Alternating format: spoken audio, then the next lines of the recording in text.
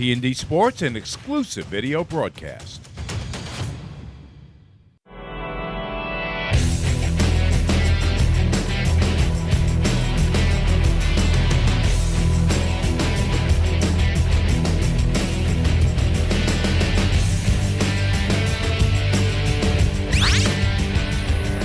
It's the most prestigious football game on the calendar, and it's summertime, which means it's even better. This is the 2026 National Football Foundation All Star Classic from James M. Stewart Stadium.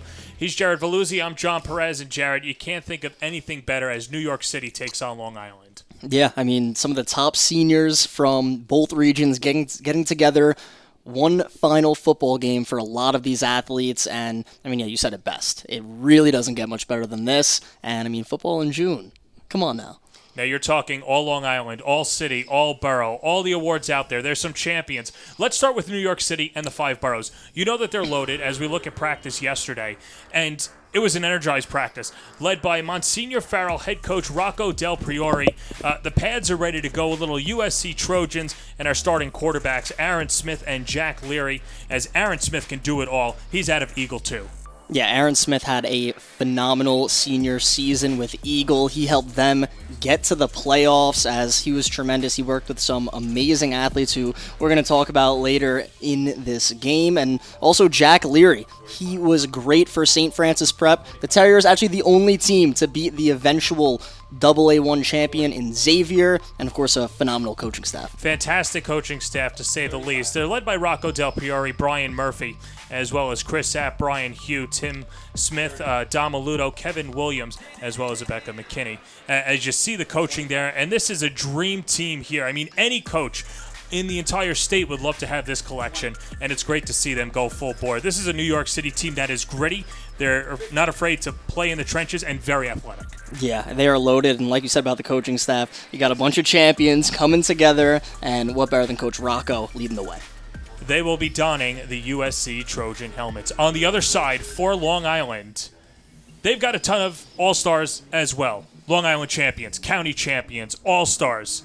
You name it, they are in the Notre Dame Fighting Irish colors, representing the home team here at Hofstra.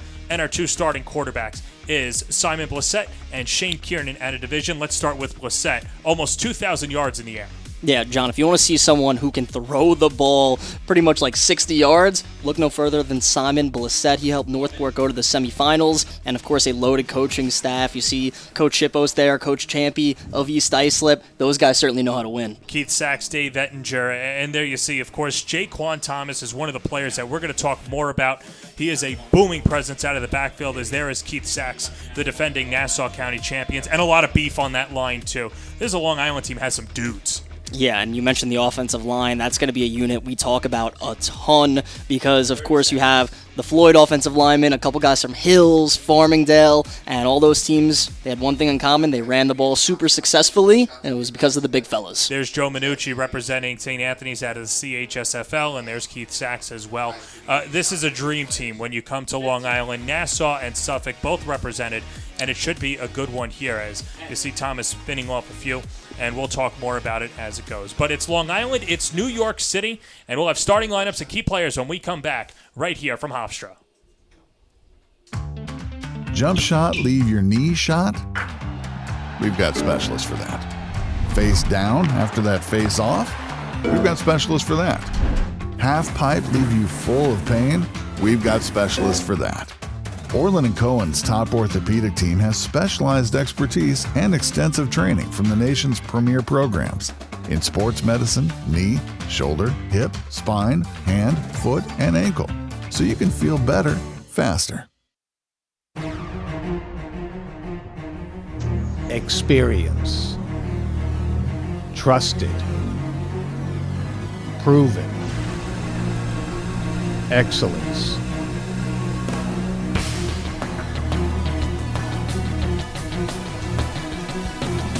Over 20 years of professional sports video production.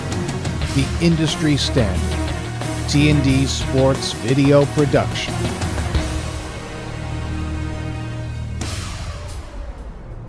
Whether it's a single game, a whole season, or a college recruitment video, T&D Sports is your one-stop video solution.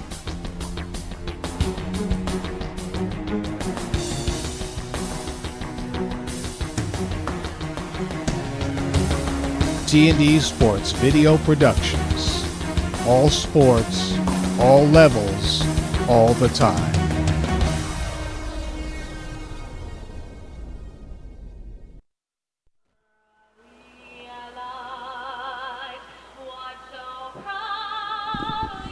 We're here at Hofstra. The national anthem will be led by Carmedelia Camaro.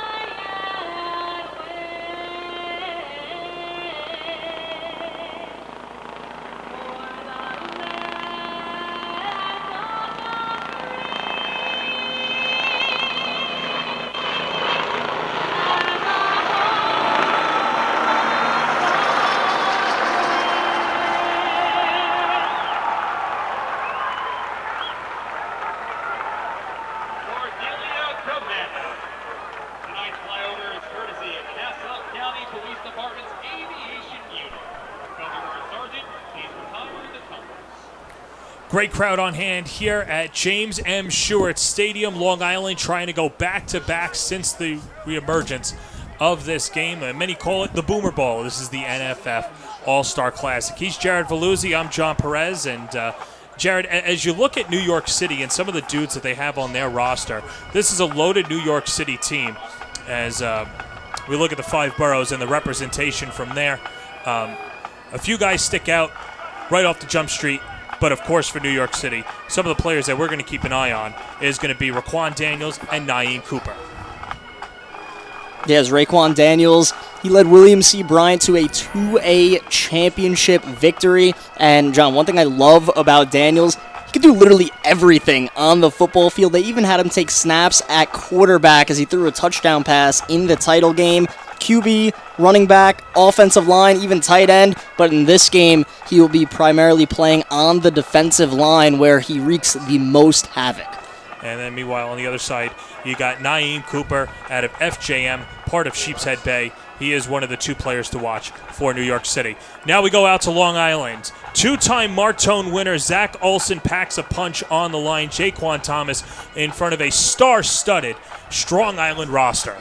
Yeah, and Zach Olson, I don't think there's ever been a 4-time Long Island football champion, but that's exactly what Olson is. And this is his last game playing defensive line before he goes to Harvard, where he will be an offensive lineman for the Crimson. And, of course, Jaquan Thomas, a legendary career capped off with a Hanson Award. He was tremendous at William Floyd, and it's going to be exciting to see him play one final game here at Hofstra. Jaquan Thomas, 4,000 yards on the ground, one of the best players in Long Island history, and now trying to go out an NFF champion as well. It is New York City, it's Long Island. Kickoff when we come back right here from Hofstra. Not feeling the love after your last tennis match? We've got specialists for that. Running for the train, derail your knee? We've got specialists for that. Diving after that grounder, leaving you grounded? We've got specialists for that. Orland & Cohen's top orthopedic team has specialized expertise and extensive training from the nation's premier programs in sports medicine, knee, shoulder, hip, spine, hand, foot, and ankle. So you can feel better, faster.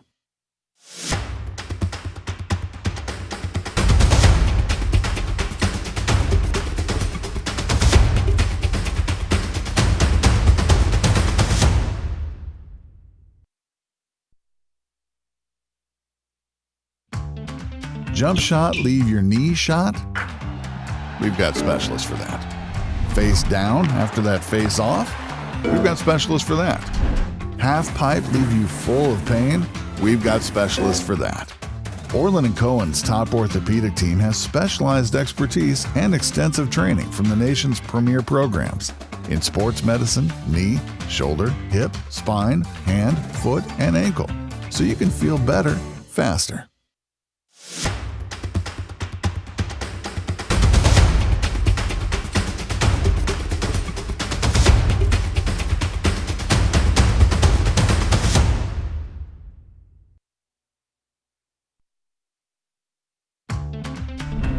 Not feeling the love after your last tennis match? We've got specialists for that. Running for the train, derail your knee? We've got specialists for that. Diving after that grounder, leaving you grounded? We've got specialists for that. Orland & Cohen's top orthopedic team has specialized expertise and extensive training from the nation's premier programs in sports medicine, knee, shoulder, hip, spine, hand, foot, and ankle, so you can feel better faster.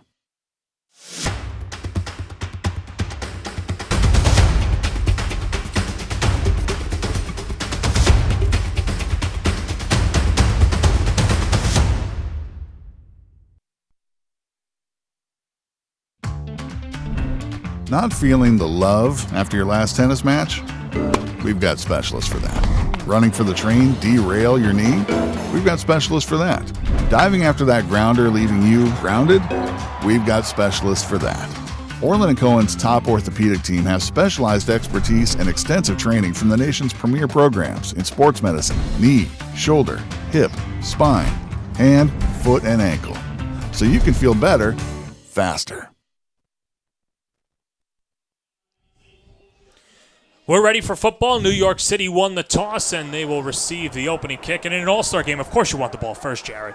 Yeah, I mean, especially when you have athletes like this Team New York City offense does. I mean, we already talked about Naeem Cooper. He's back there to receive the kick alongside Travis Harris out of Eagle Academy. Let's see what these two have in store here on the opening kick. The kickoff from Chaminade, Justin Jones, as it's picked up by Travis Harris, the wide receiver out of Eagle 2. And coming to your side is Cooper, and Cooper gets it out past the 35-yard line. Okay, so we were given a depth chart, and so what's going to happen is there's going to be rotations between the first and second quarters. So the starting unit for New York City will be led by Aaron Smith. He's the quarterback. You just saw Naeem Cooper out of FJM, Rocco Petronella out of St. Francis Prep. Ezra Jossi from Brooklyn Tech is the other wide receiver with Travis Harris at Eagle 2. The tight end is Isaiah Anariba. Kevin Mann, Amari Britt, A.J. Lombardi, Omar Joseph, and Omar Bertrand are the starting 11 for New York City as they will start off at the 25-yard line.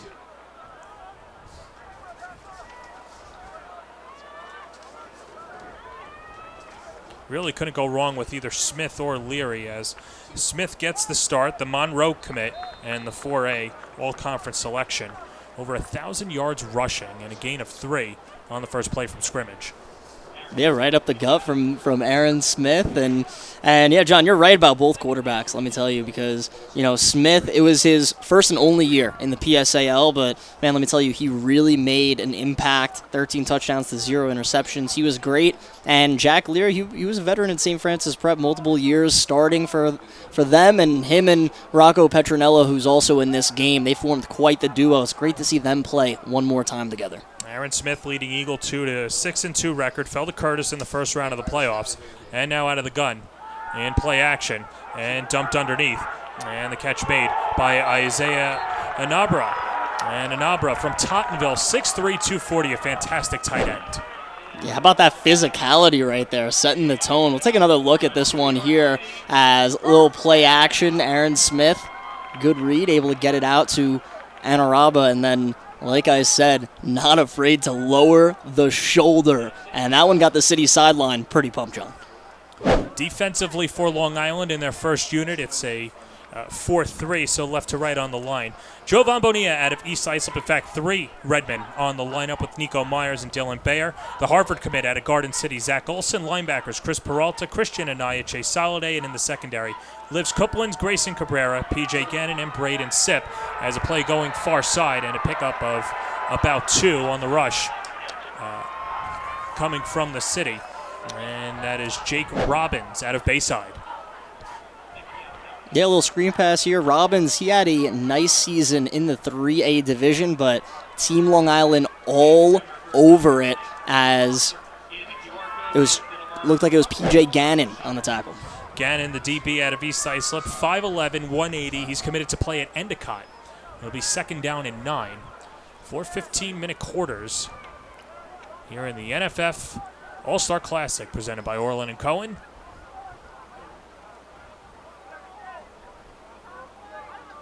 And while it might be an All-Star Classic, don't think that bragging rights aren't on the line, and pride as well.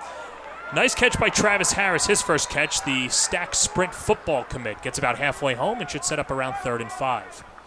Yeah, that's eagle to eagle right there with Aaron Smith finding Travis Harris. And one cool thing about Aaron Smith is he actually grew up in Deer Park. So when I spoke with him before the game, this one was very personal to him. He was really excited to go against, a lot of players from Long Island. And now a big third down early on here in this one. Which is really interesting because you'll see a lot of New York City, Long Island pollination among the youth football, Pop Warner, kids, like you said, who will live on the border of Queens as well as Long Island, but then attend school in either Long Island or New York City. But they grow up together, they play against each other. And this is probably the first time that they're actually playing against each other at this level, and probably the first time in a decade. On third down, Smith, the keeper, rushing forward, nowhere to go. First contact coming in from Long Island, that's Ethan Lawless, the linebacker from Huntington, 6 foot 210 with the stop. Yeah, that was Lawless. He was the Brunette Award winner, which is given to the top defensive player in all of Suffolk County, and you could see why. Lawless is so physical. He does a great job reading that play, and a textbook tackle from 52 in blue. And New York City has to face fourth down. How about Lawless? 87 tackles on the year, 19 TFLs, and 11 sacks. And one thing that they don't believe in the five boroughs is special teams when it comes to punting and kicking. They're always going to go for it. All gas, no break coming out of the five boroughs, and Smith on fourth down will look to convert. And I love it. Fourth and manageable. It's an all-star game. Let's see it. Got some dudes on defense, too, so it's not the worst thing if you convert on a short field. 4th and 4 from the 44. 10.5 to go, first quarter. Smith pumps. Sees an opening. Spins it. Down the field. Incomplete. As that pass was intended for Rocco Petronella. And in coverage for Long Island was Grayson Cabrera, the 6'1 safety out of Northport. Yeah, and this one, fourth manageable. Smith with the pump fake, but great job from Grayson Cabrera, able to stay in coverage, and the Northport native, good job all over Petronella, as Cabrera just finished off a fantastic high school lacrosse season with the Tigers. He comes back on the football field, helps Long Island get the stop, and now their offense marching on the field. And they'll be led by Northport's Simon Blissett, 6 foot commit to Middlebury, led Northport to the Suffolk 2 semifinal before falling to East Islip, who would go on to the Long Island Championship and falling to Garden City. In motion is Luke Neugebauer out of Sayville, and on the low set, Blissett looks to air it out over the middle, incomplete, thrown in the direction of Jaquan Thomas. And that'll set up 2nd and 10. For Long Island, their first team, you just saw Blissett and Thomas. Ryan Leary, the three-sport athlete, is a wide receiver. Joe Nicholson, Luke Neugebauer, and Merrick Ruck. On the line left to right, Jack McCarthy, Jordan Petzold, Joe Malesio, and Gerald Hall. Combination of Farmingdale and Floyd. And the lone Mount Sinai right guard is Wesley Moody.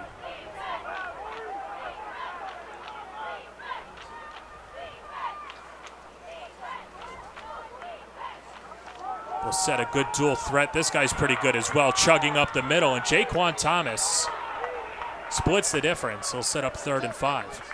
And this is why Jaquan Thomas was unstoppable at William Floyd, because the first guy, it seems like, never is able to bring Thomas down. You saw his legs keep on churning. He gets some yardage there, and now it's about 3rd and medium. Led Floyd to the Suffolk Division I final, earning the Hanson Award. 2,082 yards, 31 touchdowns. Exceptional. Merritt Ruck from Garden City goes in motion. It's thrown into the flat far side. And the catch, nowhere to go. Big tackle by Jaden Brooks out of Lincoln. And Jaden Brooks, one of the most physical cornerbacks in all of New York City. This is a perfect example. He sniffs out this screen pass as he was all over the Long Island receiver there. Brooks doing what he does best with open field tackling. He had a great senior season with the Rail Splitters. That was the first catch by a Wantagh wide receiver, Joe Nicholson. On fourth down, Long Island's going for it. Blissett fires incomplete. Looked in the direction of Ryan Leary, the Pace football and basketball commit. Couldn't haul it in, and a turnover on down. So both teams trying to air it out on fourth down, can't convert. And good job by the secondary on both sides. Yeah, it was great job by New York City because, first possession doesn't go their way. Back's kind of against the wall. Long Island gets to start in your territory, but the City guys not phased. Great job by Jaden Brooks on that third down play, and then, of course, the City standing tall in coverage, forcing that fourth down. That's exactly what you want if you're Coach Rocco out of New York City. Well, Del Priori leading the way out of Monsignor Farrell. He knows how much this game means. He was the head coach for the CHSFL All Star teams over the years. Always a proud program at Farrell. Farrell losing into the AAA final to Iona Prep this year. And he said this game means a lot. And he says that the coaching staff and the players didn't forget about last year. Jack Leary's first opportunity is a nice catch thrown in to the near side on the post, and that's caught by Chris Falls out of Boys and Girls. So Queens to Brooklyn with the connection, move the chains, and a first down for New York City. Yeah, tight window, but Leary able to get it over to Falls. Some pressure coming, but Leary stays composed. And Chris Falls with a nice snag. He was a big reason why Boys and Girls actually made a run in the 2A, a little bit unexpectedly, in my opinion. They got into the championship game, and Falls did a great job, and a great catch from him there. A terrier to a kangaroo, and now we'll set up 1st and 10. I mean, that's one of the best mascot names you could find, right? 100%. The Kangaroos. Yep. Get our first penalty of the evening, and it'll lead to our white hat, Steve Zimmer. And they're going to pick it up because it's an all-star game. Let's meet the rest of the Zebras out there. You got Corey Hansen, Kevin Hayer, as well as head linesman Gene Higgins, Mike Tavitan, Harry Hallius, Frank Guerrero, and Jerry Riccardi.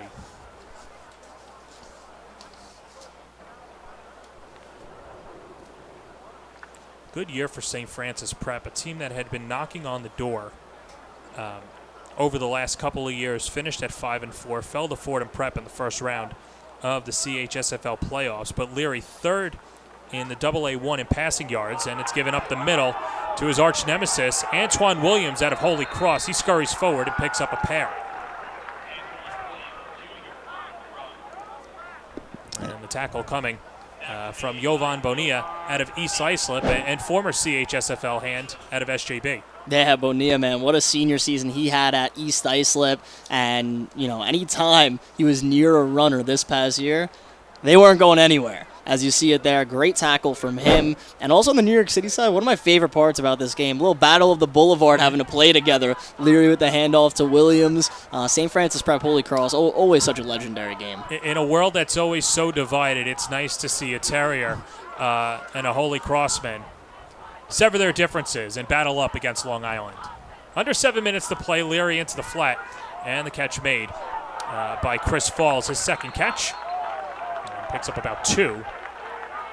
We'll set up third and call it 6. Yeah, that was a great move by Falls as well, as he actually made the first couple guys on Long Island miss. Let's take a look at this as Leary, quick pass, able to get it to Falls, but this Long Island defense was just so in sync. Couple guys right away, nifty move from Falls, but then after that, surrounded by blue jerseys, able to make the stop there. Mateo Morales helped lead the charge. Yeah, finishing blow from 44 in blue out of Farmingdale. A few Dalers in the starting defense for Long Island.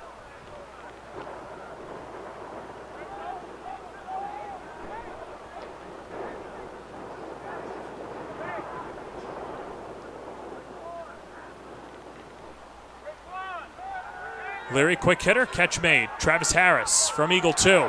Nowhere to go, devoured Long Island does a fantastic job of getting over. First man in there was Nazir Turner out of Bellport, and what a year it was for Turner and Bellport this year. Yeah, Nazir Turner, he was all over the field for the Clippers. He was outstanding. I also saw Jack Poppy as well get in there on that tackle, and he was fantastic for Bethpage. It's been a really long time since Bethpage got back to the county final. He was a huge reason why. So those two teaming up, they make a nice stop, and Team New York City electing to punt here. So we'll get our first look at kicker Jake Burrows, who will handle both responsibilities. Number 66, that's Coach Rocco's guy, who he's entrusted with the punting and the kicking today. Steps into it.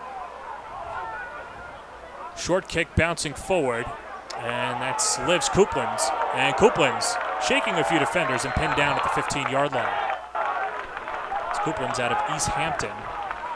And Couplands, a fantastic player on the defensive side. His defense was so good this year. This was an East Hampton team that won 5 games this year, won 5 more games this year than they did last year. And in those victories, the defense only allowed 6 points per game, and Couplands was a big reason for that. Absolutely, man. East Hampton, I remember during the season when they had a statement win against West Hampton Beach, who feels like, they're always in the mix for a championship. So East Hampton, really great season, and they were able to win a playoff game as well. They beat Islip, and yeah, it was very fun to watch East Hampton and all those amazing seniors. Their first playoff win since 1994, and on the carry for Long Island is Merritt Ruck from nearby Garden City. Long run, has a first down, and that'll move the sticks. No surprise, you give it off to a Trojan and they reward you.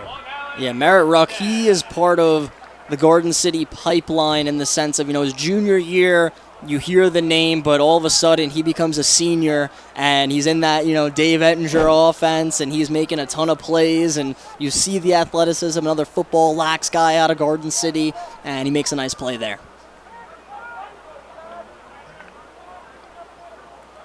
Moving quickly.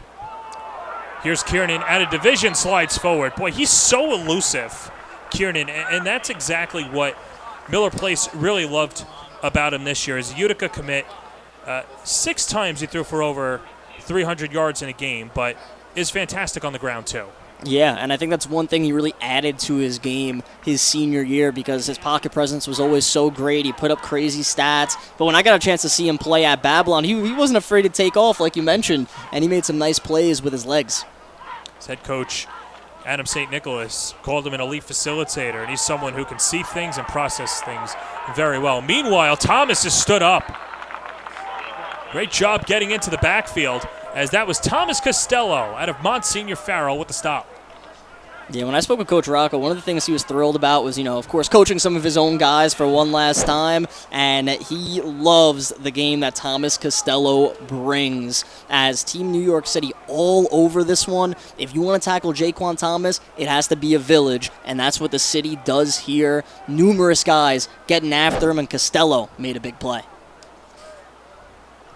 Sets up 3rd and 10, just over 3 minutes to play in the opening quarter. Man in motion is Rucked. Low snap, Kiernan. Trying to shake out of it. Barrels forward, and he's got a first down. Flag down in the backfield.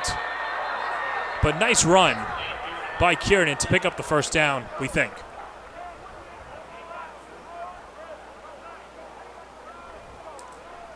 See if we actually do get a penalty here. Steve Zimmer,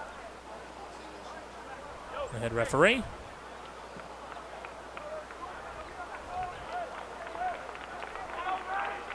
And so that's going to go against Long Island.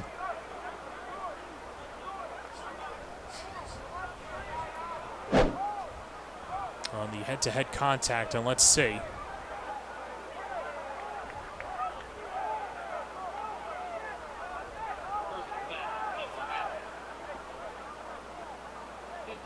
See anything there, Jared? Maybe some hands to the face. Maybe I missed something, but regardless, Long Island moving back here. So it's up 3rd and 22.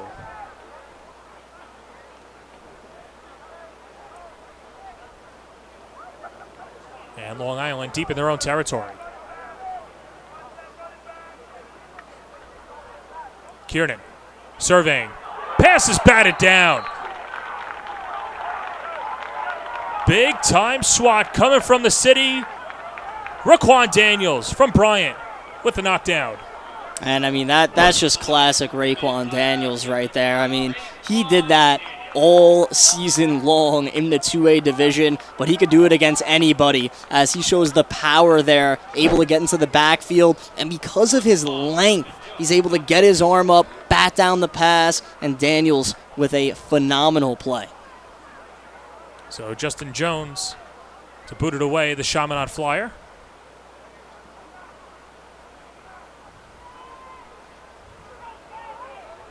And the punt is blocked. Big time block by the city, knocked out of bounds and a flag.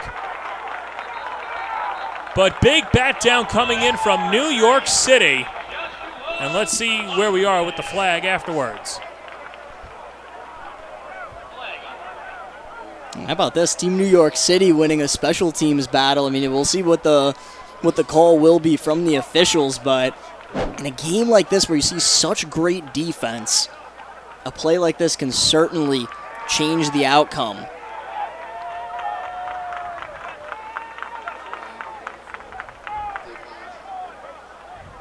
And that's Joshua Lossman out of Cardinal Hayes with the block. And Coach C.J. O'Neill's probably smiling right now on the sideline. Well, if he's near a football field, he's smiling. Had a chance to catch up with him before the game. Of course, no surprise. Most of these guys donning New York Knicks apparel. C.J. O'Neill, one of them. As a penalty against Long Island. And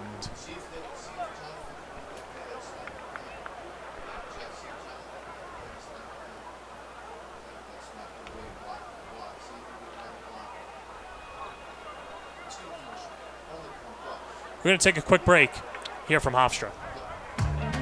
Jump shot, leave your knee shot? We've got specialists for that. Face down after that face off? We've got specialists for that. Half pipe leave you full of pain? We've got specialists for that. Orland & Cohen's top orthopedic team has specialized expertise and extensive training from the nation's premier programs in sports medicine, knee, shoulder, hip, spine, hand, foot, and ankle, so you can feel better, faster. After the block punt, New York City in control. 1st and 10 from the 7. Oh, and this is a Med Torre time right here. Ahmed Torre in the Wildcat. Shuffling up the middle. Torre gets denied. And on 1st and goal, gets about halfway home to the 4. Let's head it down to the field with our punt blocker, Cole Savino. Cole, I mean, what a wonderful atmosphere. How does it feel to play in this game? Feels really good, you know. It's good to be in front of all these people, representing New York today. So, you got the. I mean, how many goals did you see on that play? Nothing. Coach told me line up, but we'll see much more tonight. Thank you, John Rubin. And New York City with 40 seconds to go, 2nd and goal. And Torre was listening to a podcast after the Snap podcast before this game, and one of the coaches saying that Torre had a chance to win MVP. He's that elusive. Yeah. And now New York City will talk it over. Yeah, Med Torre, I mean, listen, what he did this past year at A. Philip Randolph was fantastic.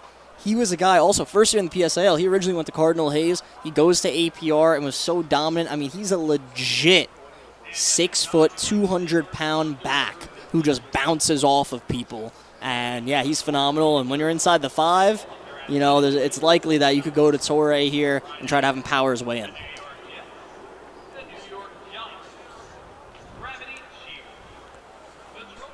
So Ahmed Torre, Monroe College commit, 900 yards on the ground, 15 TDs, and looking for the first strike for New York City with 34 ticks to go in the first quarter. And kind of cool to see some trickery, too, out of both of these coaches. We saw some hook and ladders in pregame. Jones, the kicker for Chaminade, was kicking 55-yarders. So I think all these coaches are going to let their hair down and let it play as Torre back out there and presumably will be under center. And what a backfield this is, because it's Torre and also Naeem Cooper. I mean, FJM and APR, big-time rivals. Let me tell you, they've met in the playoffs 3 of the last 4 years. These two definitely know each other well from this past season. Torre will get the snap, looking for a hole, spreading wide. Torre is denied. Brentwood's in the house. Chris Peralta with the TFL.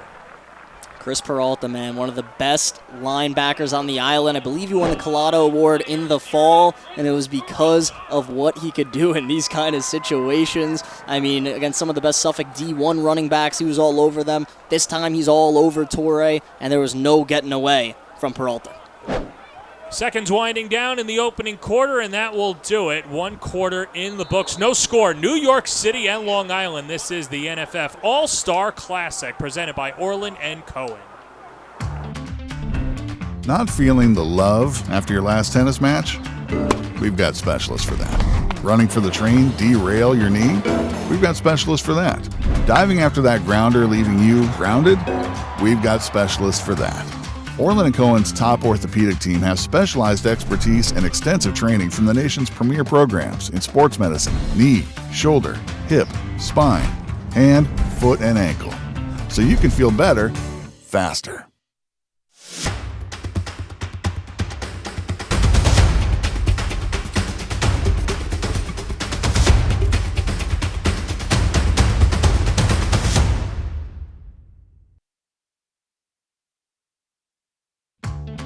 Jump shot, leave your knee shot?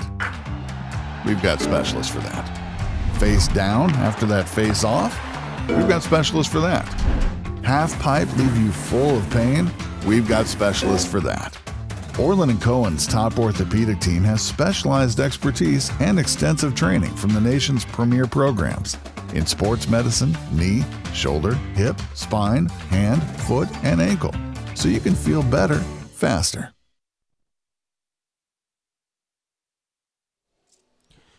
An exciting quarter of football, but we're scoreless. The defense really stood up, Jared Veluzzi, in the first quarter for both sides as New York City knocking on the door. 3rd and goal from the 10. Yeah, a lot of big stops, and how about the special teams, right? Because Cole Savino coming up clutch sets up New York City to be in this position. So now they'll go to the traditional quarterback, Aaron Smith, out of the gun. Back to pass, spins it, it's batted away. Jovan Bonilla with the knockdown. And that'll set up 4th and goal. And you know New York City's going to go for it. Yeah, you have to, and Bonilla does a great job on the edge, this time batting down a pass, and he gives a little look back as well because he knows he's having a phenomenal night so far. We've called his name a few times. He makes that stop, and Team New York City looks like they're set up for a field goal. They will go for the field goal. It'll be a 27-yard field goal, and first opportunity that we'll see from the Lions is Jake Burrows.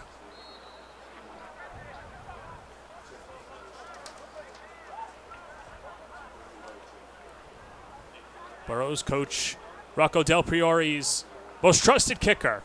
Good snap, end over end kick, and New York City strikes first from 27 yards out. Jake Burrows it, 3-0, New York City.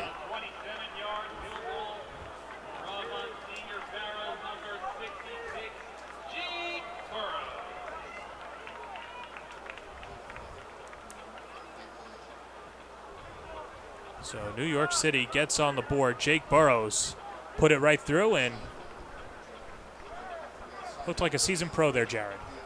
Yeah, I mean, Burrows, and one of the things about the Catholic League, it feels like, John, is we got a lot of great kickers. And in this game, we have Burrows for New York City out of Farrell, have Justin Jones from Chaminade, and yeah, a lot of them just make great kicks. I mean, you said it in warm-ups as well. Justin Jones was attempting and making like 55-yarders, and even when the lights are bright, nice crowd here tonight, and Burrows buries that one. NYC on the board first.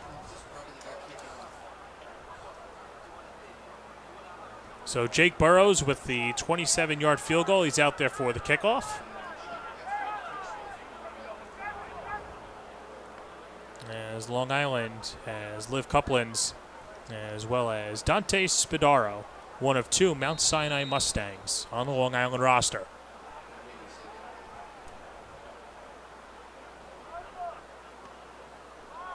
Burrow's short kick. Here's Jaquan Thomas, fielding from the 30. Thomas, the stutter step, shakes a tackler. And Jaquan Thomas is about 4 yards after contact. And Long Island, with good field position, they'll set up at their own 44-yard line. John, I think some Long Island fans almost got to their feet because it looked like Jaquan Thomas was going to break that one for an even bigger return, but Long Island will take that as Thomas gets that one to about, it looks like their own 45. So Blissett will get the first snap of the second quarter for Long Island. Met in the backfield by Jake Simmons out of East Islip. 3 receivers set near side, couple of Wantagh Warriors and Sayville. The last time that those guys played on the field, Luke Neugebauer, Joe Nicholson, Devin Pagione, was for the Long Island Class 3 championship. Blissett airs it out, far side, and the pass incomplete in the direction of Ryan Leary. Good coverage by New York City's Jaden Brooks. Let's send it down to the field. John Robon is with Mr. Burrows. So, Jake, I mean, how does it feel to be a part of the game? The coolest part is being able to represent my city, playing with a bunch of people. I'm from Farrell, so it's my last time playing on the Coast Del Peoria, which I find also cool, big reason I played in this. And that's the coolest part, being able to represent where I'm from. So, I mean, you set the tone. You got the first points of the game. Was there any pressure at all kicking that field goal? You know, I've been doing this for a while. I'm kind of used to it. A little pressure. There's a lot more people here than I'm used to, but still, I do the same thing every time, so I'm getting ready, and I do it every time, so not too much pressure on me. Thank you very much, John and Jake. Congratulations to him, putting some points on the board going into the early stages of the second quarter. And, you know, Long Island dominated last year, won by a couple of touchdowns, and now New York City trying to pay them back and bring a victory back to the Burrows. And the defense has played their part so far. We'll see if they're able to force another fourth down here. Here's Blissett on 3rd and 9. Look at a step up. Flushed out of the pocket. Chugging his own name and only gets a yard as the takedown coming from Ron Jones. Jones, 6-foot linebacker out of Lincoln. Ron Jones is automatic in the open field. He was the heart and soul of this Abraham Lincoln defense the last 2 years, and look at him able to get Blissett down and force another fourth down here. Long Island's going to go for it. 4th and 8. 2.5 gone by. Blissett spins it. And there's the first catch of the evening for Ryan Leary. What a decorated career for Ryan Leary, the senior out of Carle Place. 3-sport athlete, soccer, football, and basketball. He'll be taking his talents to the next level at pace. 1,500 all-purpose yards last year. Yeah, what a story Ryan Leary is, right? Because, you know, he played soccer for, you know, the majority of his high school career. Then he wanted to play both. He finally gets granted to, you know, play soccer and football at the same time, and he tore it up on the football field. And, yeah, he had an amazing career. And so here's Blissett on first down. Throws on the run, and the pass incomplete in the direction of Joe Nicholson out of Wantagh. Set up 2nd and 10.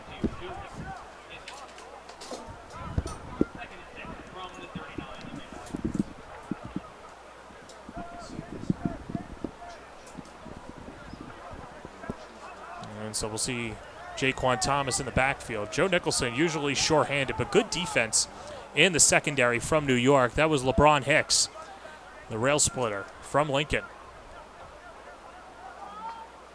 Man in motion, Justin Jones. The throw. Nice hook and ladder. Jaquan Thomas from Ryan Leary. Sniffing forward. First down, Long Island down to the 16. A 23-yard hookup. And we talked about some trickery, right? There it is, little hook and ladder, and Jaquan Thomas got going there for a big-time game. That one got some oohs and ahs from the crowd as well, as perfectly executed from Team Long Island. Blissett to Leary and finding Thomas, and there you see the speed from Jaquan getting him down inside the red zone. Long Island goes in motion again on the carry. Burrowing forward, Merritt Ruck. And Ruck, about a couple of yards short, pinned down at the 10, gain of 7. Yeah, it was a great run from Ruck, the offensive line, doing their job for sure, as he had a lot of space there. Great hit as well, as it looked like that was 24 for Team New York City getting in there first. That's Elijah Stewart, the free safety, getting the tackle. Pyle moves forward, nowhere to go for Long Island on second down. Or check that, forward progress will give them the first down. How about that? I'll set up first and goal.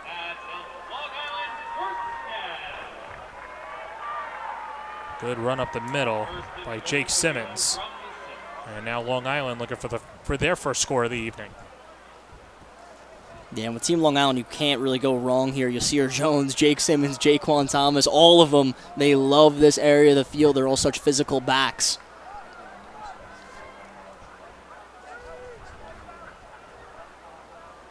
Blissett and Jones in the backfield, 3 receivers up high. Blissett looking that way. He's got Jones in the flat, and Yasir Jones can march into the end zone. Touchdown, Long Island. Yasir Jones, the Huntington product, with the touchdown for Team Long Island. They respond after New York City got on the board first, and Blissett to Jones, they saw each other during the regular season. This time, they're going to connect. And yeah, great decision. Yasir Jones wide open, able to snag that one and go in untouched. Western New England commit, 1,200 yards per 1,200 yards on the ground, 7.5 yards per carry, and now the extra point for Long Island. Snap, Luke Nugelbauer holds, and Jones right down Broadway makes it a 7-3 lead for Long Island with 9:45 to go in the first half.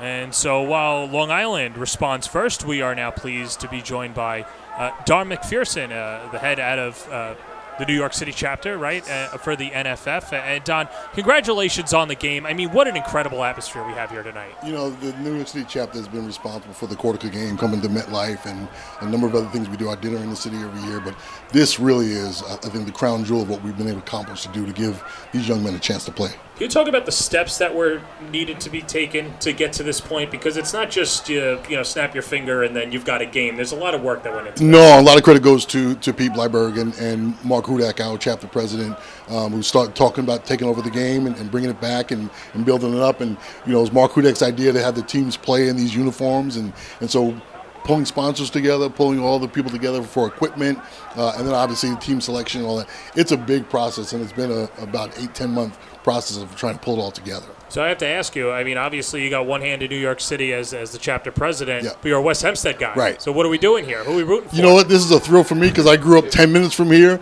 I played my last high school game. I played on this field against Garden City when I was a student at West Hempstead High School. I'm on the New York City board chapter board, and this is just a thrill to see all the coaches and all the young men whose families I kind of, the lineage of football on Long Island and New York City. Nice pile up on the other side as New York City will take over. And just a couple more before we let you go. There are players that are playing in this game that are going on to play at the next level.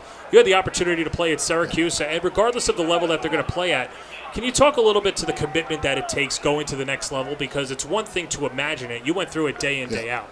What's great about this game is this is just extra reps that these guys get. And they have 7-on-7 camps, which didn't exist when I was in school, but these are just extra reps that these guys get. That prepares them for the summer that they're going to lick some wounds and get healthy again. But it's just a really big deal to stay committed to the game. Especially when you leave high school and you might be the only one or two guys from your high school who's going to the next level, and so you have to find workout partners, right? You have to find guys who want to go out there and catch the ball with you and run with you and lift weights with you. So your world of football starts to get a little bit smaller as you go to the next level, which means a little bit more commitment. If you could impart any wisdom, whether it's just football or day-to-day at this stage in your life, put you back to 18-year-old Don McPherson, what advice would you give? The game has become so professionalized now, even as they get younger, because of NIL at the college level and the seriousness of it. Keep having fun, man. This is a game. The things I miss about the game the most are the fun of the game and the fun of the camaraderie of your teammates. Make sure you're still having fun playing the game. And before we let you go, if anyone wants to get involved with the New York City chapter or help out away, how can they do so? NFF is really easy to find, National Football Foundation, and then you can go through all the chapters, whether you're in New York City, Long Island, Westchester, parts of Connecticut. We have chapters all over the country as part of the National Football Foundation, and we're pretty easy to find. Look up Mark Hudak. He'll be happy you found him. Can I ask you for a score prediction tonight? I think it's going to be a low-scoring game. I like the 2-punt-and-a-half rule. Now you can pin them back and play the special teams game. I think it's going to be about a 21-14 game. I think Long Island's going to come out on top. Don McPherson, thank you for the time. Absolutely. That's Don McPherson. Let's get back to play right now as New York City and Long Island battling in a 4-point lead for Long Island here at Hofstra. Thank you very much. And we're going to send it down to the field with Jonathan, who has Yasir Jones.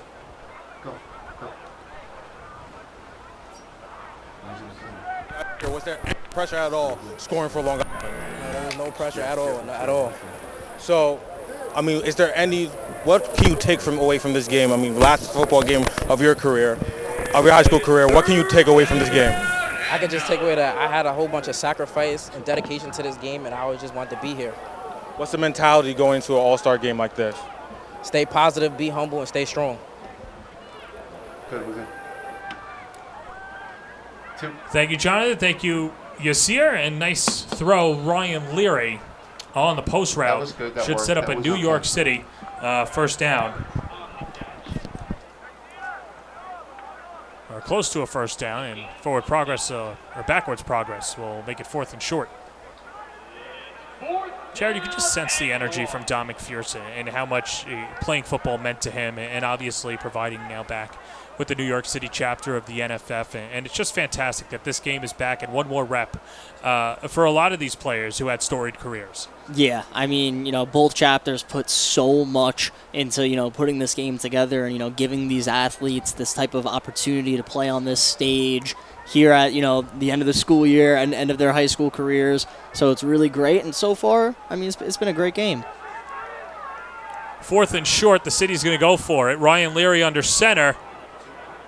And the tush push gives him a first down as Leary propels forward.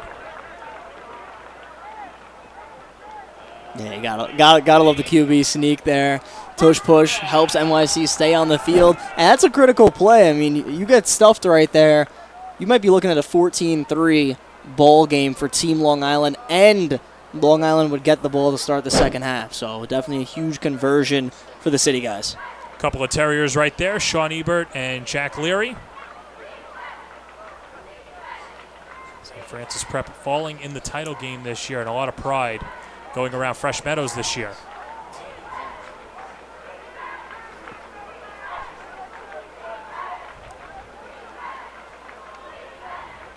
Here's Leary. Good protection. Trying to shake out of it. And Leary throws it on the run, and there is Ebert. And the two hook up, and the Terriers have a first down. Yeah, how about it? Leary to Ebert. And the thing with St. Francis Prep, the senior class was just so great this past year. As Leary, looking downfield, he didn't really have anybody. The man downfield, double-teamed, potentially had someone down the sideline before the safety closed in, but he finds Old Reliable. It's Ebert over the middle, first down, City. Tackle coming from Grayson Cabrera out of Northport. 6'1", 195, a brute force. And a fresh set of downs for New York City at the 40.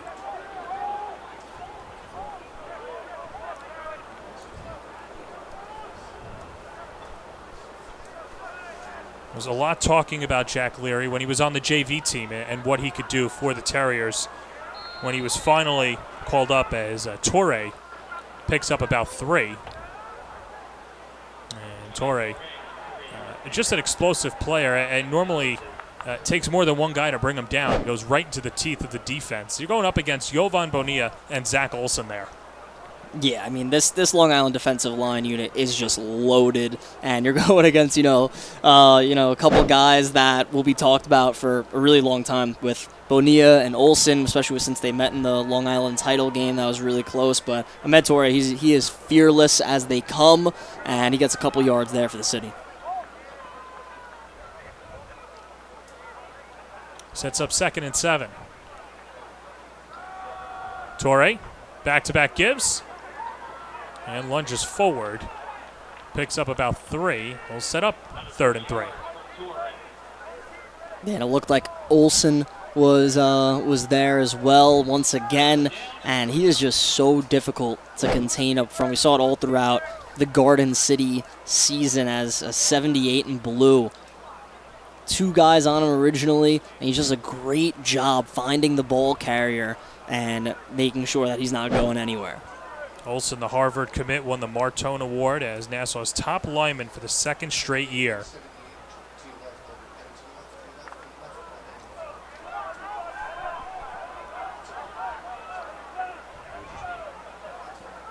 Sets up 3rd and 3.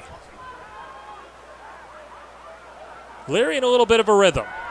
He's feeling it, has the connection, and should have the first down as Ryan Reed from Mount St. Michael makes the connection and gets pushed back, but forward progress will give New York City a fresh set of downs. Yeah, that's a great snag from Ryan Reed right there, and also good read from Leary, able to get that one out quick. 2 guys in blue right on top of him, but able to maintain possession and a first down for the city.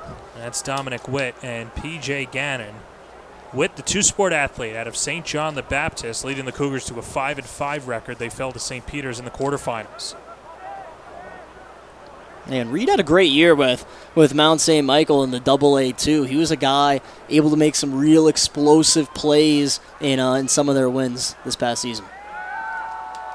Leary pumps, heaving it. Too far. Thrown in the direction of Travis Harris. There's Dante Spadaro in coverage with Livs Kuplins. And I really like the idea there. It looked like Harris actually was going to create some separation as Leary was looking his way the whole time. The stutter step almost got Harris past his man, but some, physicality, a little bang-bang play, and the pass falls incomplete.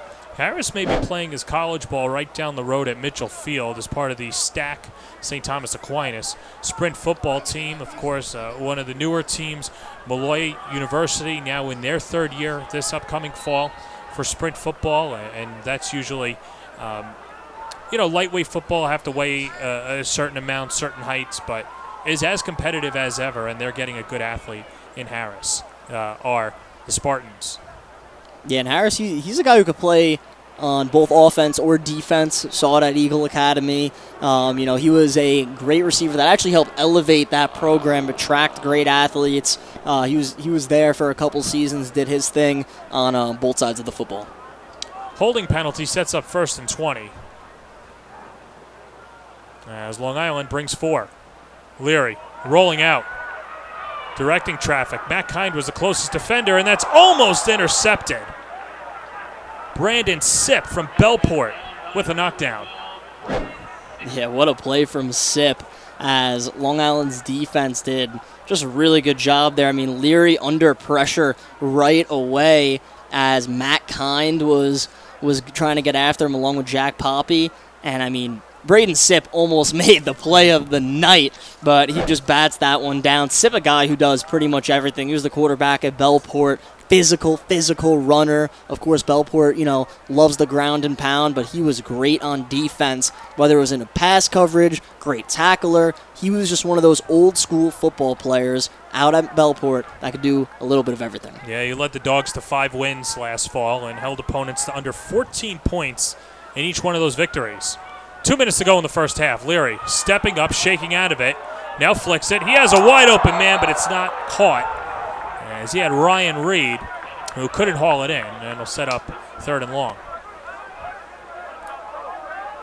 As that one just a little bit high for Reed. I mean, great play from Leary, kind of making something out of nothing here. And this is what made him, great during the regular season. He was able to always improvise and make some plays with his legs, throws on the run, but this time just unable to connect. And now we got a big third down with 2 minutes left here in the first half. New York City brings on an extra speedster in Ezra Jossi out of Brooklyn Tech. Yeah, and you want to see someone who could blaze in the open field. You watch Ezra Jossi play football. I mean, at BK Tech, they were able to get him the ball a ton, and he tore up the 4A division. Jose, top of the screen, wearing 14 as Leary looks that way, but it's caught by Harris, and Harris brought down. Nazir Turner lays the lumber. After a pickup of about 5, he'll set up 4th and long with under 2 minutes to go in the first half. Yeah, and that was a great tackle there. Looks like the city might go on to punt here, but regardless, both teams going to talk it over. Oh, 2-punt rule, but let's take another look. And good pass defense from Long Island. Yeah, and the Malik Grover out of Freeport, just with a big tackle, 6'1" and 270 pounds of him, with a big stop for Team Long Island.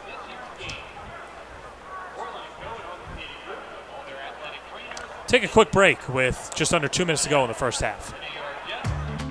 Jump shot, leave your knee shot? We've got specialists for that. Face down after that face off? We've got specialists for that. Half pipe, leave you full of pain? We've got specialists for that. Orland & Cohen's top orthopedic team has specialized expertise and extensive training from the nation's premier programs in sports medicine, knee, shoulder, hip, spine, hand, foot, and ankle, so you can feel better, faster. Jake Burrows set to boot it away for New York City, as Long Island has Liv Couplins back to receive with Dante Spadaro. High lofting kick. Spadaro lets it go and takes a New York City bounce. And will be down at the 12-yard line. Good job playing traffic cop by Kenny Brassfield out of Holy Cross, pushing everyone off, number 7 in white.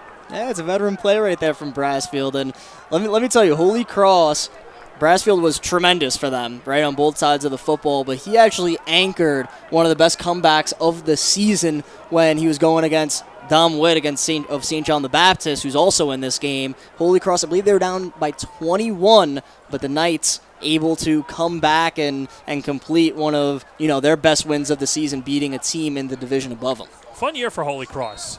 Fell to Zavarian in the AA2 final. Right over at Mitchell Field, and now on first down, this will be Shane Kiernan to take over for Long Island. Kiernan pumps, heaves, far side, it's Leary. And Ryan Leary can't make the catch. And another lockdown defender, it's Jaden Brooks. Yeah, and that's prime time Jaden Brooks. He's celebrating after that one because he knows that was a jump ball. Long Island wanted to test him. Shane Kiernan, who of course one of the top receivers in Nassau County, and Ryan Leary, but great job from Brooks getting his hand in there, and of course with the seatbelt Selly as well. 2nd and 10. Kiernan, seeing the pressure, has to shake out of it, spins it, it's caught, but is it in bounds? No. Zach Silva from Long Beach couldn't make the catch in bounds. Impressive play, but, if he was a size 10 instead of an 11, it's probably a first down for the island. Yeah, and, good route there from Silva. Great job from Kiernan, able to escape the pocket, finding Silva, but, yeah, good call by the officials. He's just out of bounds. Good snag from Silva. He's used to doing it on this field. He had 2 touchdowns against Garden City in the Nassau County Championship game, but out of bounds here, and now Long Island tries again. Sits up 3rd and 10, 84 seconds to go. Ryan Leary makes the catch, first down, and he does it right in front of Jaden Brooks. So a little revenge, Leary against Brooks. First down Long Island, and that stops the clock with $1:15 to go in the second quarter.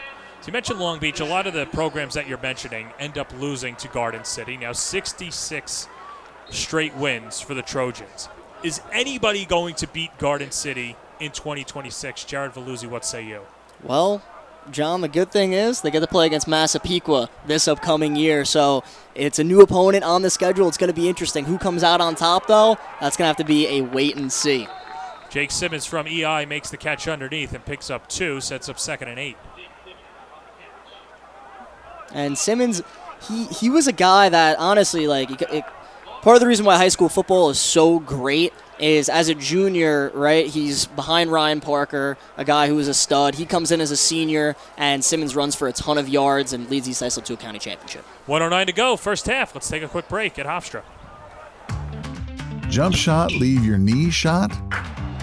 We've got specialists for that. Face down after that face off? We've got specialists for that. Half pipe, leave you full of pain? We've got specialists for that. Orland & Cohen's top orthopedic team has specialized expertise and extensive training from the nation's premier programs in sports medicine, knee, shoulder, hip, spine, hand, foot, and ankle, so you can feel better, faster. 1:08 to go, second quarter, 7-3 Long Island. Yasir Jones with the lone touchdown for Long Island as Kiernan. And the pass incomplete. Thrown in the direction of Joe Nicholson, the Wantagh Warrior. It's been a lot of good defense here, and one thing about the city, I've been praising their defensive line because, of course, they've done a great job causing some havoc with these Long Island quarterbacks. But how about the secondary? They've done a good job in pass coverage, also some physicality as well, as LeBron Hicks back-to-back plays, making sure Long Island guys did not catch the football. Well, and that's a dude to watch out for, too, number 55 in white, Wesley Moody. As Kiernan going near side, he's got a first down and a flag after some extra contact coming from Jacob Reed out of FJM. Yeah, and it looks like that's going to be an extra 15 there, but we'll see if the city coaches have any questions about that, but it's looking like a personal foul indeed. Well, if you're NYC, your defense has played well, and you don't want to go down 2 scores going into the break as we take another look. And good athleticism by Kiernan to get out of it. We've been seeing Kiernan do this a lot so far in that first half, and yeah, that one's pretty clear. It was out of bounds, but Kiernan's done a good job, and now Team Long Island in New York City territory. Sits up 1st and 10 at the 48. Kiernan looking. Leary was calling for it. He throws a dart and makes the catch. First down, Long Island. That looked like an end one play afterward as he draws the foul penalty coming up too. Yeah, through the contact. Let's take a look. Kiernan gonna fire this one over the middle, and what a snag from Leary. Able to get his hands on it, takes the hit as well, and it looks like a penalty on the field. That'll go against Kenny Brasfield, and the penalty is declined because of the first down and where the spot was. And we could be approaching Justin Jones territory for Team Long Island as well. Just 50 seconds left here.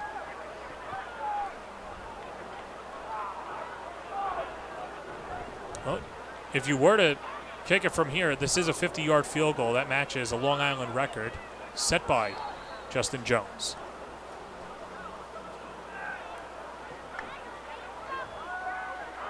Kiernan, look at a step up. Good ball fake. And he's got a first down. Nifty move by Kiernan. And that'll move the sticks for Long Island. Utica is getting a good one next year as he scurries to the line. And timeout taken. And we'll take a timeout as well. 36 seconds to go in the first half. Experience. Trusted. Proven. excellence.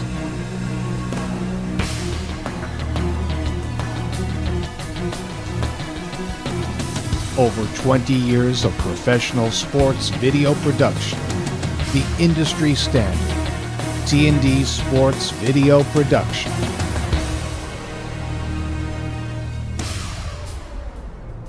Whether it's a single game, a whole season, or a college recruitment video, T&D Sports is your one-stop video solution.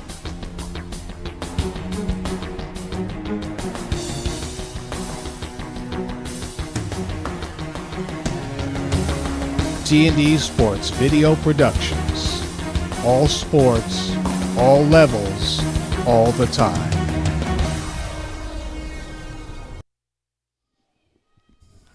.36 seconds to go. 1st and 10 from the 23. Long Island trying to go up 2 scores before the break.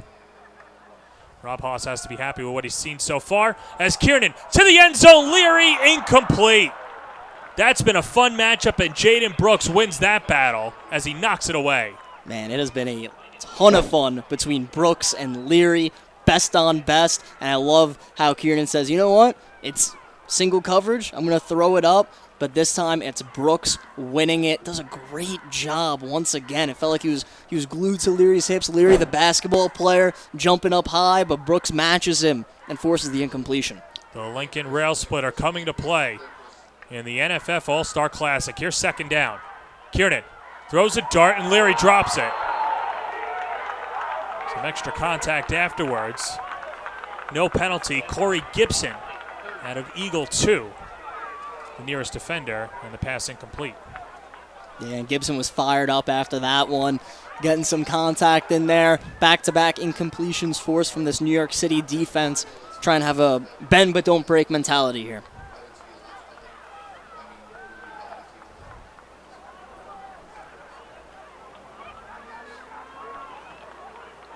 Third and 10.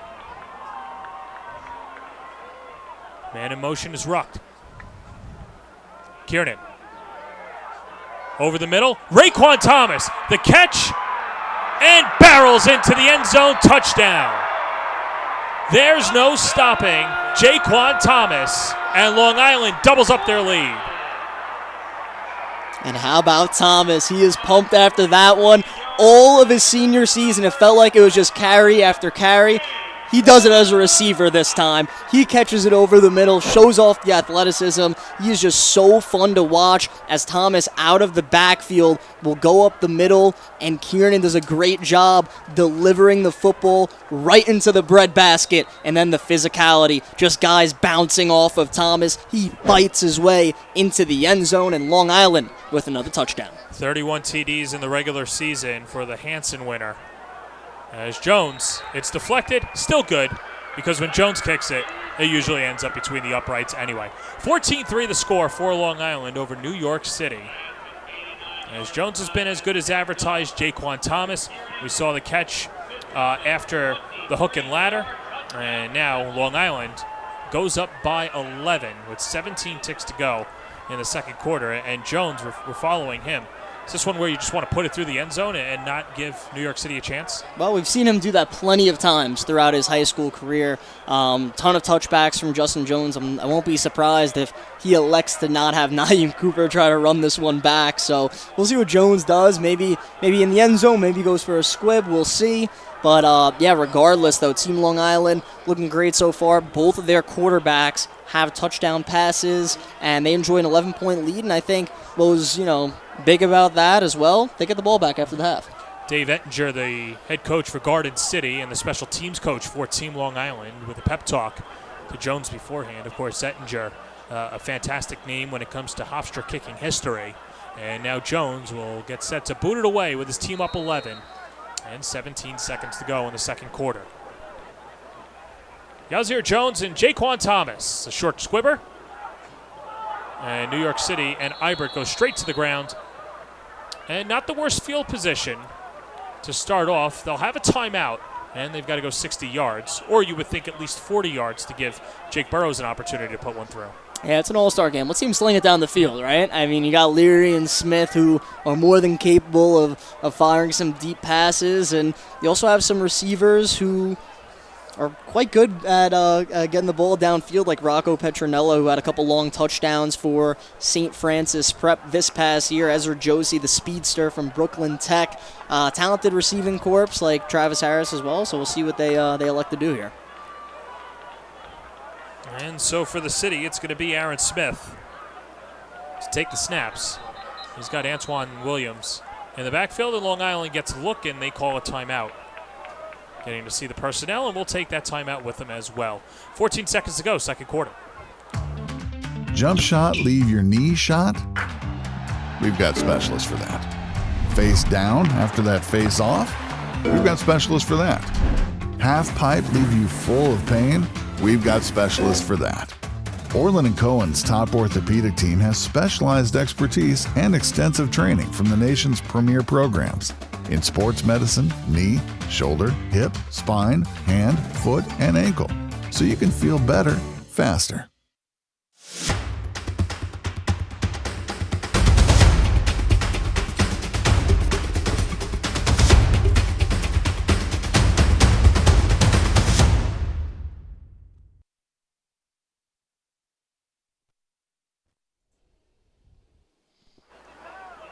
All right, Jared, 14 seconds. You said you want to see him heave it. Yeah, I hope so, man. I mean, listen, you got Aaron Smith in the game. He's been doing this on the varsity level since his freshman year. Throw it downfield. He got some speedsters to work with. Smith chucks it near side, and there's the catch. So right on cue, Ryan Reed hauls it in. A 5'10 senior out of Mount. And so a pickup of 11. Wipes about 4 seconds off the clock. Yeah, I was going to say that. Kind of exactly what you want right there if you're Coach Rocco. Nice gain, get out of bounds, just 4 seconds. And, you put yourself in a position where maybe one more completion, you set up a Jake Burrows long-distance kick, or maybe you throw it up to the end zone and have some fun with it. They've got a timeout in their pocket if they so choose.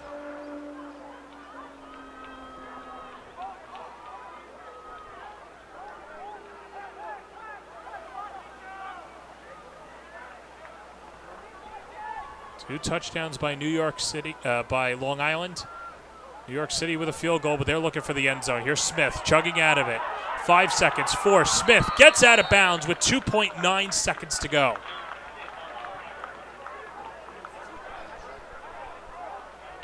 All right, Pick so up at the of 43. 6. Yeah, at the 43 here. So, yeah, too long for a field goal, but throw it up here, see what happens, or maybe take out one of your bag of tricks. You saw a hook and ladder earlier from Team Long Island, maybe something from Team New York City that we haven't seen yet.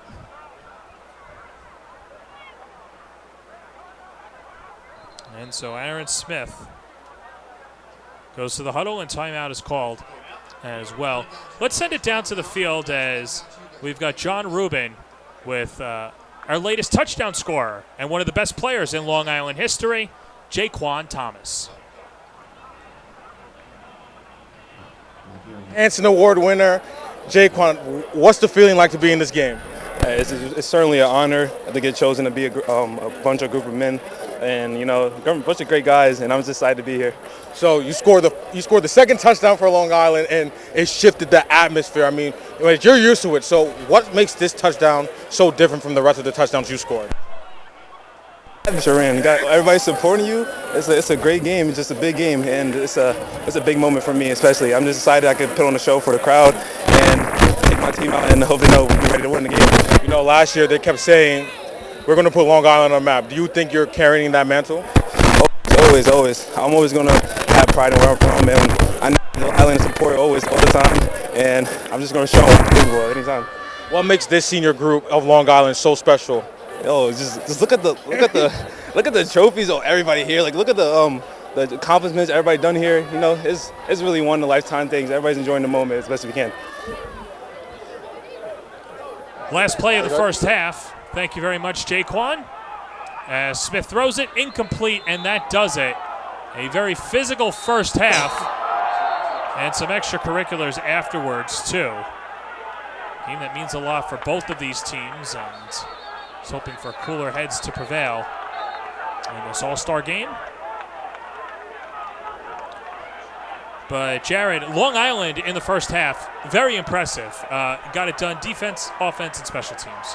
Yeah, they look good in all three phases of the game. I think what was huge for Team Long Island, both quarterbacks able to throw touchdowns, and they really spread the love for a 14-3 lead here. All right, so if you're New York City, you go back to the drawing board. What do you want to see out of them in the second half? Yeah, it all starts with a big defensive stop. This possession coming out in the second half, by far the most important of the game. You go down by 18 to a team this loaded like Team Long Island.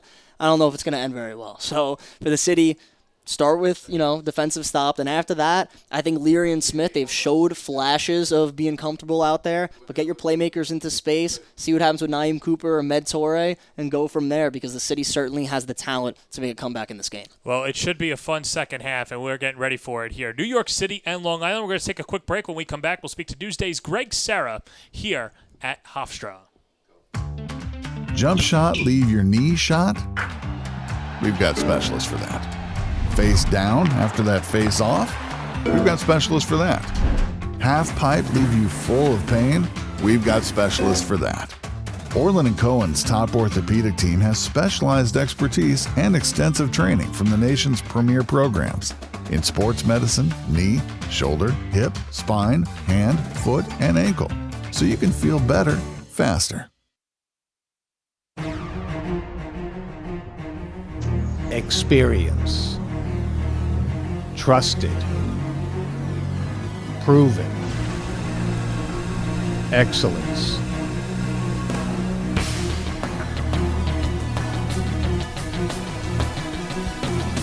Over 20 years of professional sports video production. The industry standard. T&D Sports Video Production.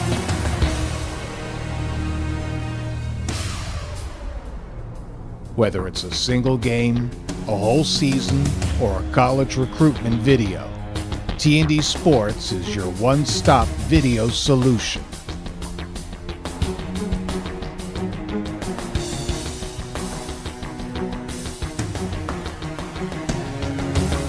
T&D Sports Video Productions. All sports, all levels, all the time.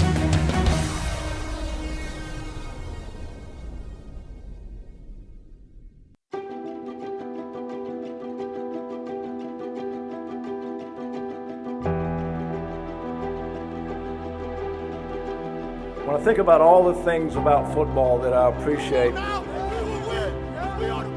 more than gold or silver, football by any measure has enriched my life. I can hear the band, I can feel the rhythm, cheerleader chants, and Gatorade victory bands.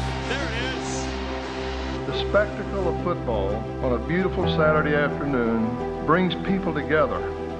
It builds community, and it is the source of the dreams of millions of young children on the playgrounds of America.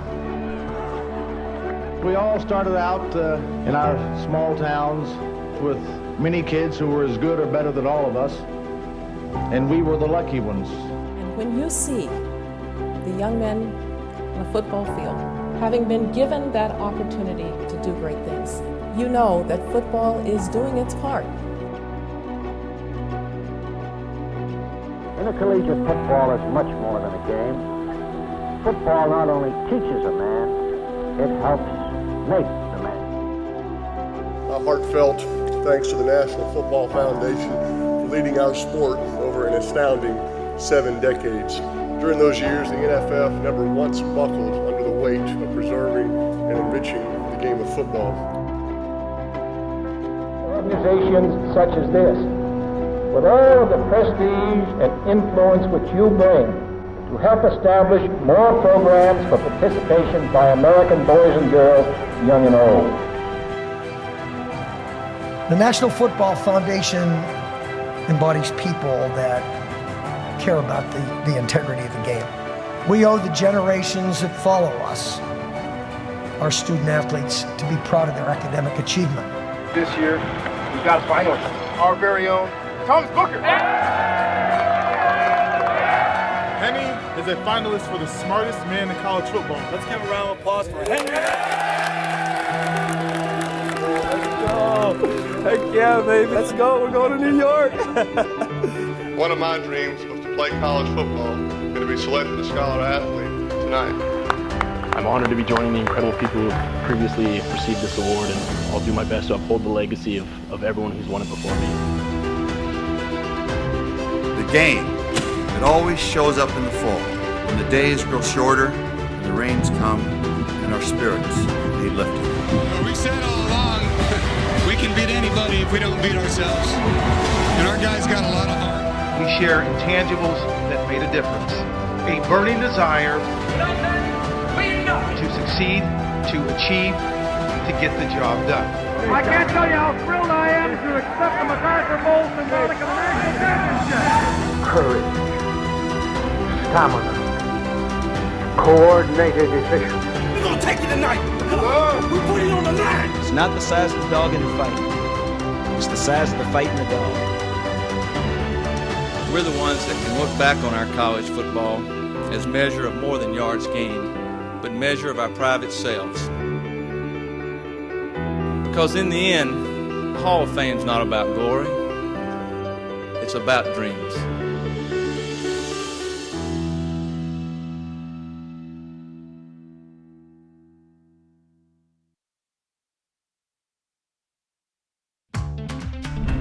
Not feeling the love after your last tennis match? We've got specialists for that. Running for the train, derail your knee? We've got specialists for that.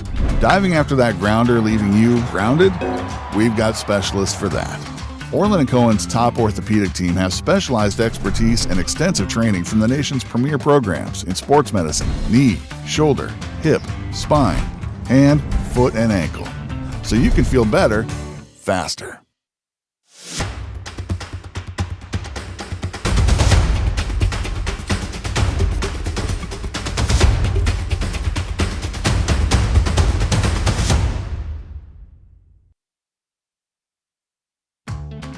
Jump shot, leave your knee shot?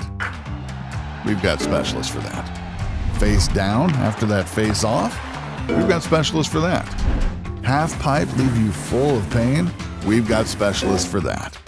Orland & Cohen's top orthopedic team has specialized expertise and extensive training from the nation's premier programs in sports medicine, knee, shoulder, hip, spine, hand, foot, and ankle. So you can feel better, faster.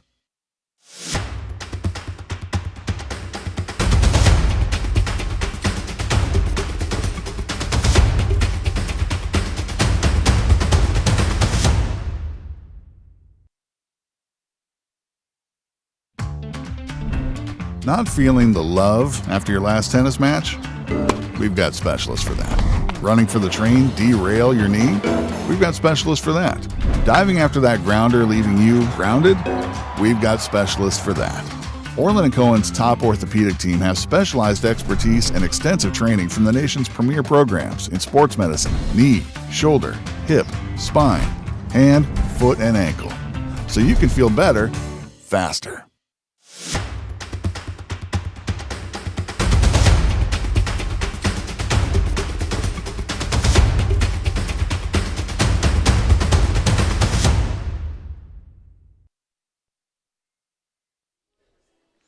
Welcome back to James M. Stewart Stadium. Still halftime here, a 14-3 lead for Long Island here at the NFF All Star Classic. We're joined by the Hall of Famer, Greg Sarah, out of Newsday. Greg, I mean, second year in a row they brought this game back. What has it been like to watch this game grow from afar and cover it? Well, I think they've done a good job marketing the game and getting the fans out. We have a great crowd tonight. It's a beautiful night here at Hofstra. The support comes from the communities. I think Pete Bleiberg has done a great job getting the word out and getting involved with the youth groups across Long Island and in New York City. A lot of effort goes into putting this game together. It was always a great game when it was the Boomer Esiason Empire Challenge, and now Mark Hudak and the National Football Foundation in the New York City chapter is trying to duplicate that, and I think they're doing a great job. I mean, it doesn't have the same pomp and circumstance, but that will come in time. You know, right now it's in the infancy stage. You know, just getting it going, and they definitely have the same kind of emotion in the game. The players really get after it, both sides. It's emotional. It's the last football game for a lot of these guys. They'll never play again. So we saw a lot of that in the first half. Very physical game. A lot of guys that really stood out. But what a great night to play a football game. And just in reading, all of Newsday's coverage throughout the year, too, I mean, you've got some serious dudes here, too, and you've got some award winners, too. From your standpoint, who are some players on the Long Island side that stood out? Well, I'm really impressed with Jovan Bonilla on defense. He is just off the charts, outstanding. The guys on defense have done a good job bottling up the speed of New York City. I thought the City team could have stayed with the run a little bit longer. I know it's not as sexy, but they're running the ball really well inside the tackles, and they were moving people off the ball, and then they went to the passing game, and it kind of stalled on them. But defensively, I thought Bonilla stood out, and Chris Peralta had a really nice first half. When I look at the guys on the offensive side of the ball for Long Island, Shane Kiernan's made great decisions. He's really moved the offense. I mean, they went 11 plays, 89 yards at the end of the half, and he made some great decisions, went to tuck it and go, and went to get rid of the ball and make some nice passes. What stood out in the first half was Ryan Leary is that good of an athlete. He is just one of the best athletes we've seen, a three-sport athlete. I think he's done as good as anybody on the field. Maybe in some regards dominated some of the play, but he's been blanketed a little bit too. Guys are making some great plays on him on the defensive side of things. But that's what I saw. Jaquan Thomas with the hook and lateral with Leary. That was a really great play call by the offense in Long Island. That kind of loosened things up for them. And then the touchdown pass to Jaquan Thomas was a thing of beauty where he catches the ball inside the 5 and runs a few people over into the end zone. Typical Thomas. On the New York side, you liked a few Farrell guys, too. Cole Savino and Tom Costello were really guys that stood out to you. Yeah, Savino is an outstanding football player. That kid is put together. He had a nice block of a punt. Really set them up to score a touchdown, set the tone in the game. And then the offense couldn't put it in the end zone. They ended up settling for a field goal. I thought that was a big turning point in the game. But Savino's been all over the field, very noticeable. I love number 57. That's the kid from Mount Senior Farrell, Yep. Costello. Oh, is he a player? He is all over the place. They're having trouble keeping him out of the backfield. Just another really physically great player. And, they're back out on the field getting ready to rock and roll. I think the City needs to score early. They're down 11. I think it's something that they need to get done right away. If they let the Long Island team score again, it's going to get away from them. I would ask you what you would ask New York City head coach Rocco Del Priore, but luckily we've got John Rubin, so let's send it down to the field. Coach, you're down by 11. What adjustments are you going to make to get back into this game? Yeah, hey, we're not far off. Football's a game of momentum. They have it right now. It starts with a great kickoff, and then a great first series. I like the effort we're giving. I'm not crazy about our discipline. Gave them 30 yards. They got a nice trick playing it. Their running back has been tough for us in the back end. We cleaned it up, got great coaches, even better kids. We're excited for the second half. So, Coach, even though you're down by 11, defense has been really stellar, even setting the tone in the first quarter. How are you going to keep that momentum defensively to stop, the elite offensive players on Long Island? We got to have great communication. We got to align perfectly, and we got to strike the man in front of us. Thank you so much.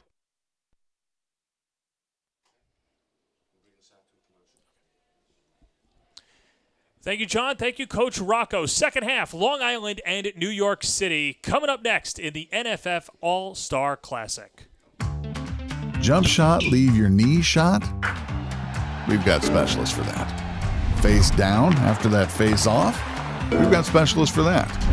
Half pipe, leave you full of pain? We've got specialists for that. Orland & Cohen's top orthopedic team has specialized expertise and extensive training from the nation's premier programs in sports medicine, knee, shoulder, hip, spine, hand, foot, and ankle, so you can feel better faster.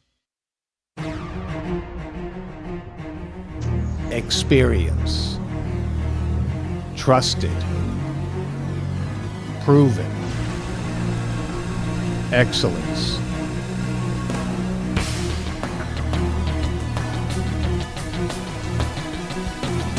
Over 20 years of professional sports video production.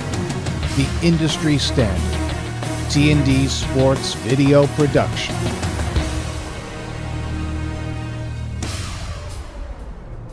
Whether it's a single game, a whole season, or a college recruitment video, T&D Sports is your one-stop video solution.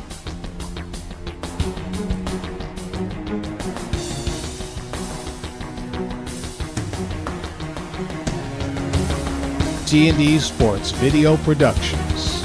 All sports, all levels, all the time.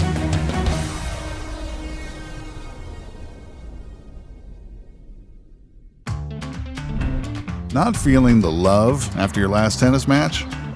We've got specialists for that. Running for the train, derail your knee? We've got specialists for that. Diving after that grounder, leaving you grounded? We've got specialists for that. Orland & Cohen's top orthopedic team has specialized expertise and extensive training from the nation's premier programs in sports medicine, knee, shoulder, hip, spine, hand, foot, and ankle. So you can feel better, faster.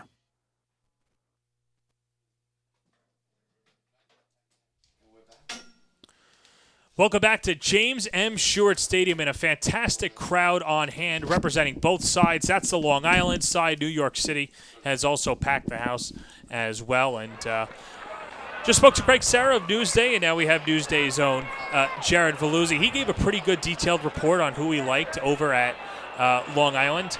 Two players that really stood out, I'm in agreement with him, the Farrell guys. Savino and Costello did really well for Monsignor Farrell. Who else stood out to you on the New York City side, Jared? Yeah, I mean, one guy that, we talked about a decent amount is Jaden Brooks out of Team New York City. I mean, listen, he has a very tough task guarding Ryan Leary, and for the most part, he was on an island by himself having to do it, and he made a couple big-time plays. It was pretty impressive. And, I enjoyed watching him and his Lincoln teammate, LeBron Hicks, both making some nice plays in the secondary.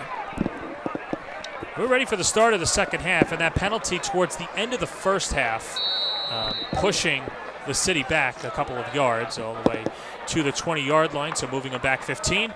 And Rocco Del Priore telling John Rubin that the defense needs to be a little bit more disciplined, and on the return for Long Island is Grayson Cabrera, the 6'1 senior out of Northport. Will scurry it over to around the 50-yard line.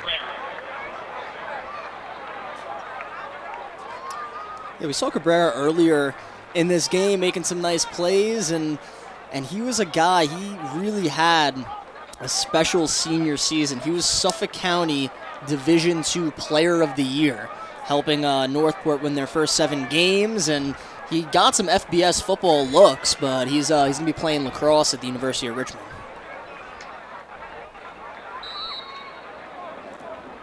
Elijah Stewart from Xavier, the newly minted champion Xavier championship squad. They won a couple of years ago and now bring it back. One of the oldest styles of football, too. As here's Jaquan Thomas. He's going to throw, and it's intercepted. LeBron Hicks, the Lincoln Rail Splitter, with the INT. The New York City defense needed to make a play, and that's exactly what LeBron Hicks did.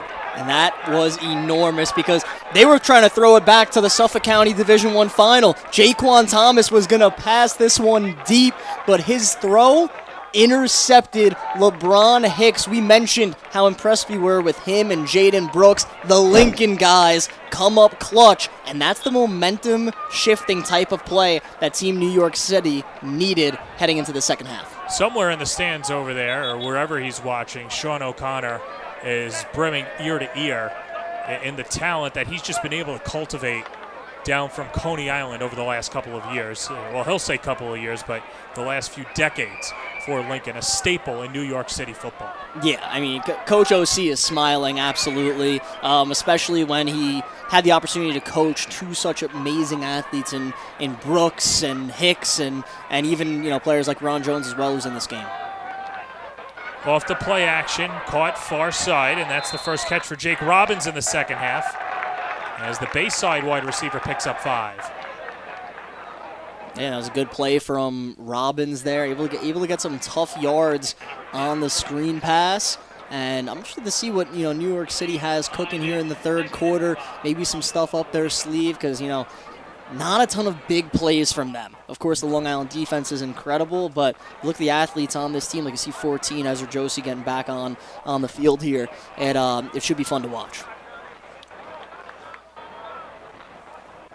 Sean Ibert coming off with Isaiah Onariba out of Tottenville.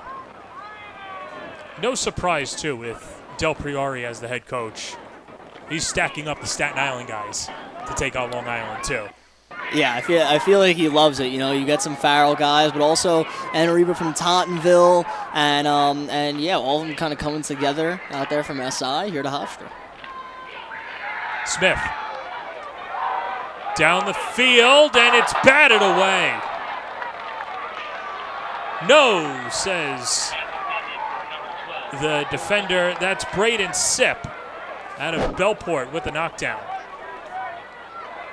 Yeah, and I love the idea from Team New York City here as Aaron Smith attempting a deep pass downfield, but the defense for Long Island all over it, as it was a nice job there. As you know, Grayson Cabrera is a guy we mentioned a ton throughout this game, and he's just someone who seems like he's all over the field. Grayson Cabrera is a fun player to watch for Long Island, and now trying to keep the trophy back in the two counties. Here's Smith on 3rd and 5.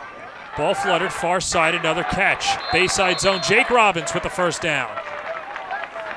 Yeah, Robbins, man, so reliable. And it's exciting to see him on the stage, right? Because Bayside, they didn't make the 3A playoffs. Only got to see a little bit of him, but he of course put up some great numbers. Nice snag, gets the first down, and they're in Long Island territory now. Robbins a little bit of a utility player for Bayside. He's thrown, he's passed, but obviously known for his catching ability. 14 catches for 226 yards, 6 TDs for Bayside this year.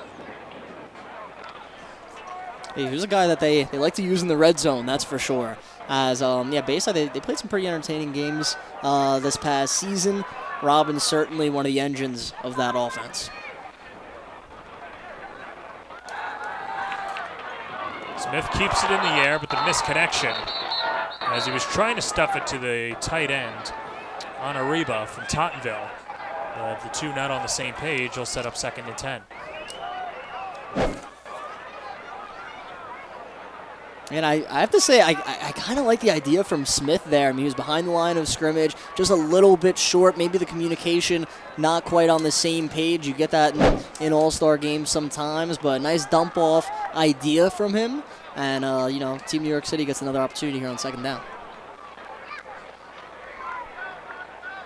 New York City has got to find the end zone in the worst way, and this secondary for Long Island has been causing Smith and Leary nightmares. They've got an extra playmaker in Turi in the backfield.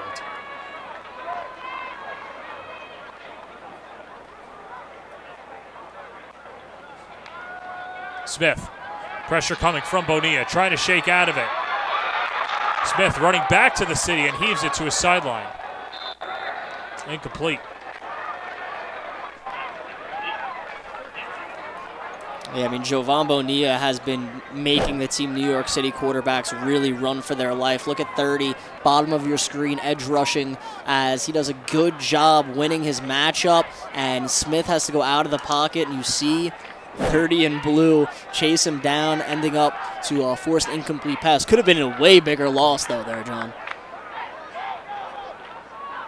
Good athleticism there. That was also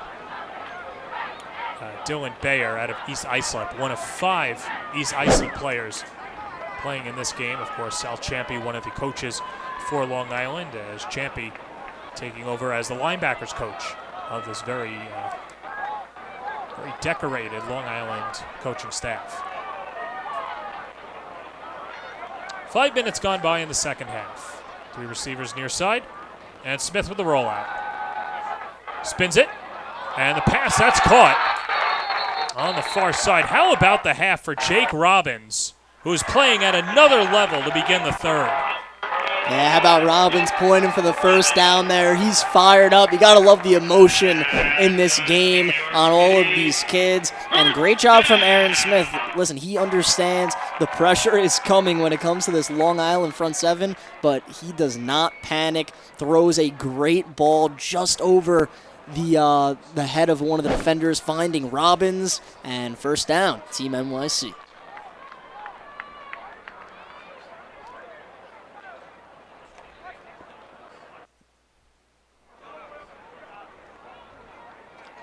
Smith and Torrey on 1st and 10 from the 36, and they finally give it off to Torrey.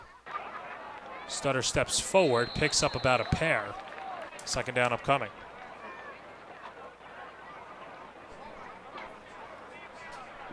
Yeah, a nice run there from Torrey. He's been fun to watch in between the tackles. You know, as a bigger back, he's always ready to be physical, and he's gonna do some great things at Monroe College.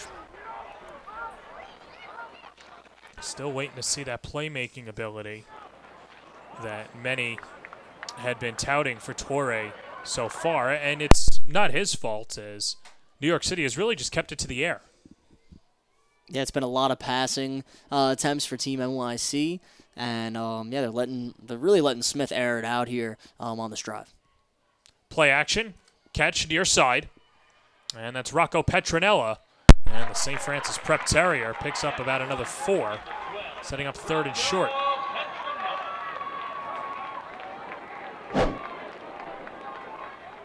Yeah, another quick pass. Smith over to Petronella, who does good job making the defender miss and then getting upfield for needed yardage. But, I mean, if you look at this drive for the city, I mean, you got to be pretty happy with how this half has started. The interception from Hicks, now, going downfield, a couple first downs, and you're inside the Long Island 30 here, approaching what looks like 3rd and 3. Best looking drive for NYC so far, as they'll reinsert the tight end on Ariba. Yeah, don't be surprised if they, dump off a little short pass to him and try to get him in open space to get, 3 or 4 yards, or if they go straight to Ahmed Torrey up the gut. Ebert goes in motion. Handoff, there's Torrey. Bounces forward and plunges for the 1st down. So they went with option B there, and you go to Torrey, who's been just excellent in those situations. We saw him earlier, get a couple yards inside the 10 to get the city closer to the end zone. That time he gets another 1st down, and New York City also eating a lot of the clock here in this 3rd quarter. I believe this drive, already gonna be approaching at least 5 minutes, right? Which is not a bad thing, but you have to score. Yeah, absolutely. But they're doing what works right now with a lot of short plays, mixing in some runs with Ahmed Torrey, and we'll see what Aaron Smith and company have in store.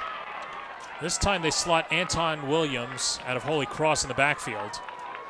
Now he's flanking Smith and eventually comes near side. Smith on the run, looking at the tight end. Good ball fake. Plows forward and is down at the 20. Good pickup of 4. Boy, Smith is so hard to bring down, but his football IQ is on another level. Yeah, that was a great play from Smith. And we saw this from Shane Kiernan from Long Island in the 1st half, really able to extend plays with his legs. And Aaron Smith says, hey, I can do the same thing. Great job, the patience as Jovan Bonilla overran him there. And then some physicality from Smith getting to what looked like just before the 20-yard line.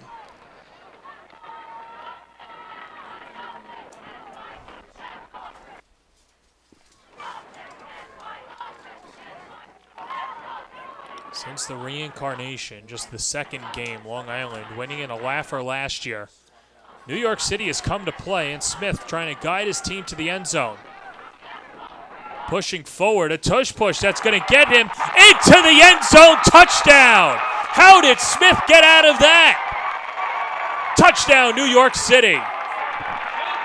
And how about it, Aaron Smith flexing after that one, and John, I have no idea how he was able to stay on his feet and do what he just did, but he gets in the end zone.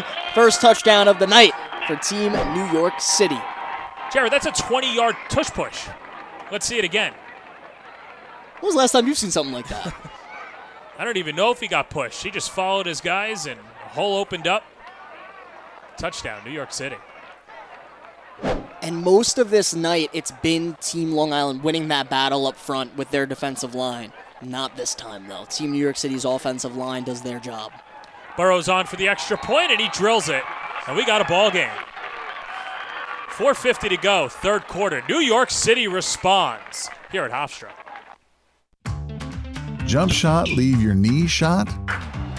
We've got specialists for that. Face down after that face off? We've got specialists for that. Half pipe, leave you full of pain? We've got specialists for that. Orland & Cohen's top orthopedic team has specialized expertise and extensive training from the nation's premier programs in sports medicine, knee, shoulder, hip, spine, hand, foot, and ankle, so you can feel better faster.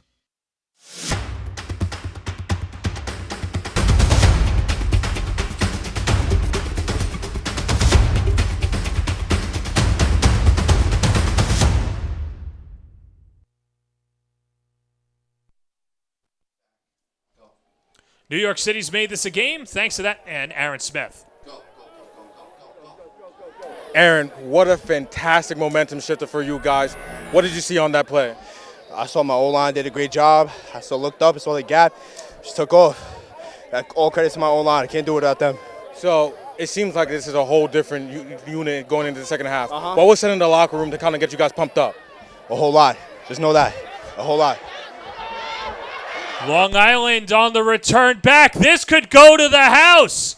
Dante Spadaro from Mount Sinai says, I see your touchdown and match. Touchdown, Long Island. Talk about a response for Team Long Island. The crowd loves it. It's the Mount Sinai native, Dante Spadaro, with a long kick return, taking it to the house. And yeah, that's big time right there from Spadaro. Spadaro with a huge block upcoming from Livs Kuplis right there to streak up the sideline.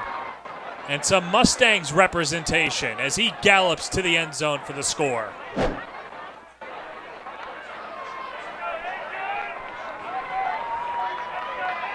Just one of two Mustangs on this roster. And that got the Long Island section fired up.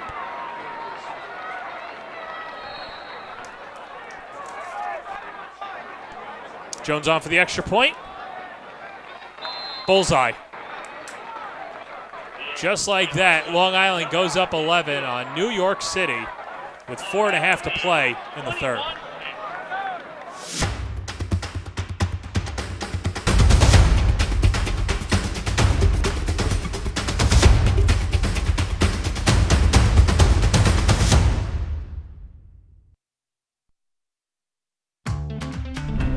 Not feeling the love after your last tennis match? We've got specialists for that. Running for the train, derail your knee? We've got specialists for that. Diving after that grounder, leaving you grounded? We've got specialists for that. Orland & Cohen's top orthopedic team has specialized expertise and extensive training from the nation's premier programs in sports medicine, knee, shoulder, hip, spine, hand, foot, and ankle, so you can feel better faster.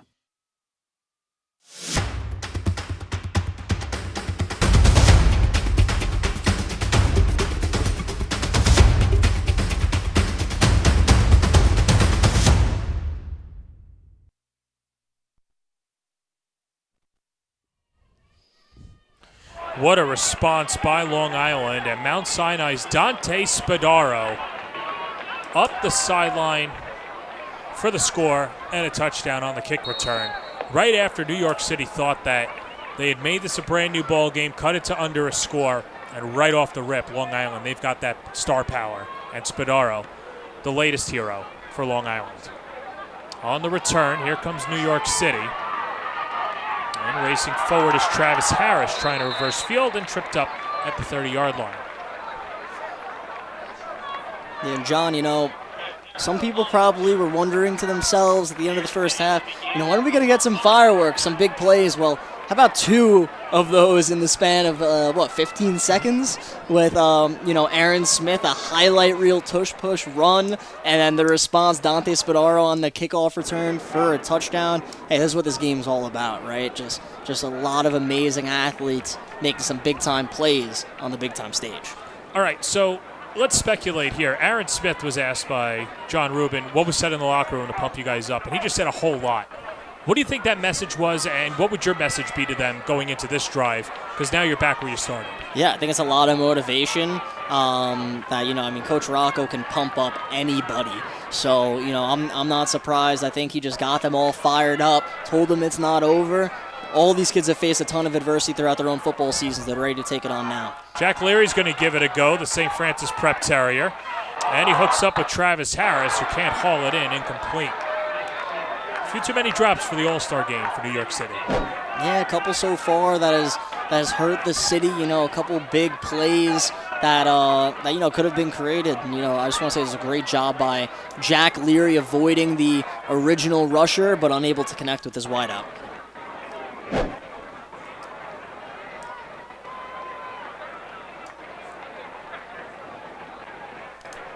We'll see if Leary can sustain a long drive, too, for New York City, trailing by 11.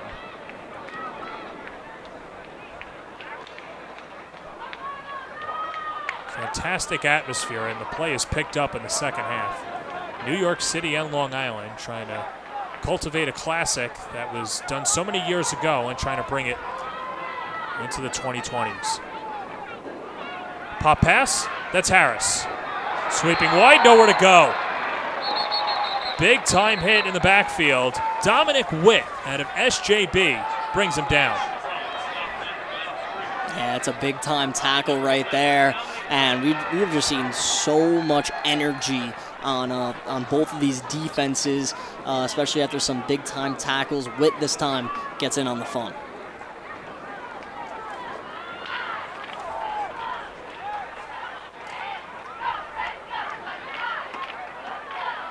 Sets up 3rd and a dozen. As Leary back out there with Jossie, who will be headed to the University of Chicago when he graduates. So no surprise, out of the New York City specialized school system and one of the top academic institutions in New York City, going to one of the best institutions in the country. 3rd and 12, Leary on the rollout. Steps up, and the pass is complete to Ebert. And the two Terriers connect, and that'll set up 4th and short. Hey, that's a nice snag from Ibert right there. Good throw from Leary, and this puts New York City in a nicer position, of course, with the completion. Ibert hands up, snagging the football, getting out of bounds, and now an enormous play here as we're under 2 minutes in the third quarter.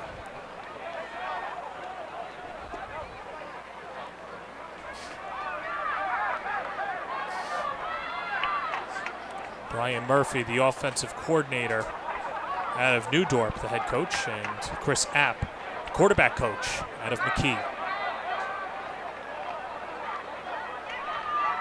So Del Priori keeping it on Staten Island. This is 4th and 2. Leary's going to give it a try, and he plows forward for the for the first down. Let's send it down to the field to Dante Spadaro, who put the lights out. So Dante, you said words cannot describe. You gotta tell me, what's the feeling like you scored a touchdown? Man, this is amazing. I'm here with my buddies from Mount Sinai too. I mean, it's just a blessing. This is the last time I'm gonna put pads on, and what better way to get a kick return touchdown wearing my dad's number? So shout out my dad. So you're wearing your dad's number in on your last game ever. How does it feel knowing that you scored in your last game ever, repping your dad? I feel like that's the least I could do for my father. I mean, he just does so much for me. He pushed me to be a better man. He's always telling me that he wants me to be better than he is, and I owe him the world. And I love you, Dad. Well, a happy early Father's Day present for Mr. Spadaro, and Dante making his pops proud with that touchdown in the NFF All Star Classic. Big hit on the far side. Long Island laying the lumber. As that was Livs Copeland out of East Hampton. And the toss to Torrey on the far side. It's Long Island defense just all over him. And how about Copeland's big-time hit on the sideline? And Team Long Island, I mean, once again, just another big-time stop. It seems like New York City just, outside of that run from Smith, of course, not able to get a ton going offensively. Copeland's has been fun to watch. Got some special teams action. And obviously, using the boomstick We're in the third quarter. See if New York City gets a playoff. Under 20 seconds to go in the third quarter.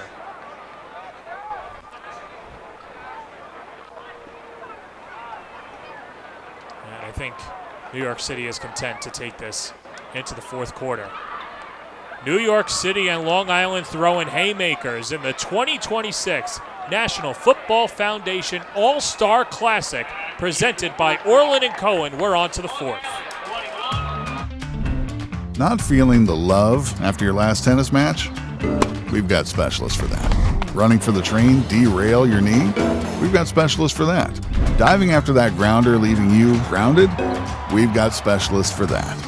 Orland & Cohen's top orthopedic team has specialized expertise and extensive training from the nation's premier programs in sports medicine, knee, shoulder, hip, spine, hand, foot, and ankle.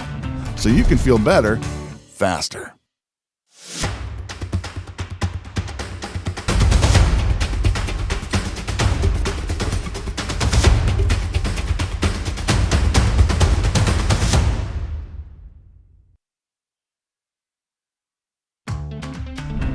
Not feeling the love after your last tennis match? We've got specialists for that. Running for the train, derail your knee? We've got specialists for that. Diving after that grounder, leaving you grounded? We've got specialists for that. Orland & Cohen's top orthopedic team has specialized expertise and extensive training from the nation's premier programs in sports medicine, knee, shoulder, hip, spine, hand, foot, and ankle. So you can feel better, faster. 21-10 the score for Long Island, leading New York City in the 2026 NFF All Star Classic. He's Jared Veluzzi, I'm John Perez, and that's Jack Leary out of the gun on 2nd and 11. Stepping up, chucking it down the field, far side, the pass knocked away. Pass intended for Travis Harris, as that was Grayson Cabrera in coverage. And the pass incomplete, and a little celebration afterwards by Cabrera. Yeah, I mean, Team New York City looking to take a shot here to start off this fourth quarter. Why not? Leary throws it deep, just a little bit underthrown, but regardless, I mean, it was great coverage from Grayson Cabrera.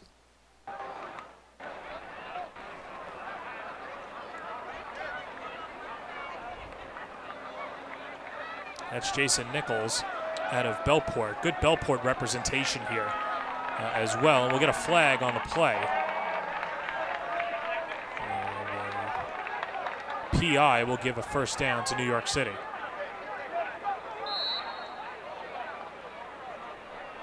I mean, that's what the city needs right now. I mean, they get a little bit of a break. So first down, you're in Long Island territory. Yeah, definitely a lot more success so far in the second half for this New York City offense. Definitely finding more of a rhythm for both Leary and Smith under center. First down and 10. Here's Leary. Snaps a pass. Far side, and the catch by Chris Falls. Falls a big first quarter. First catch of the fourth as a helmet pops off. And some flags as well afterwards. It'll be pretty dangerous, so when a helmet pops off, play is immediately stopped, and we'll see what the penalty is by our white hat, Steve Zimmer.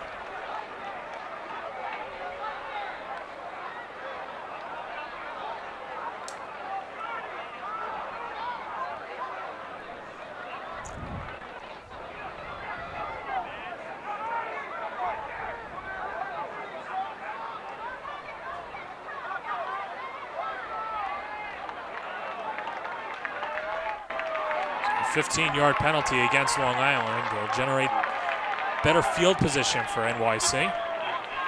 Yeah, I believe that was unnecessary roughness, and I mean that's now back-to-back penalties for Team Long Island, essentially just driving New York City down the field here. But hey, just like I said after the last one, I don't think the city's complaining as they find themselves inside the 30 here.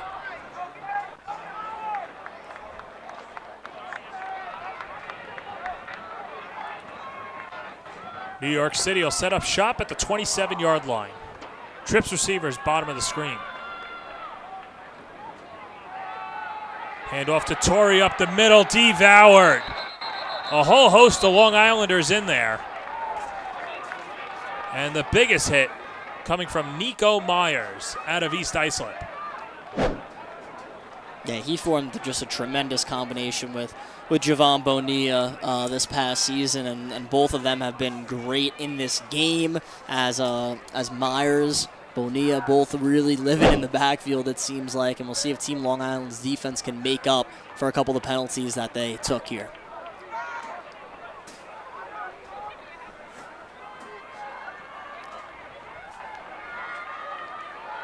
Play action, Eibert makes the low catch, tucks forward, and gets spun down around the 20. And that's where they'll mark him. Pickup of 8.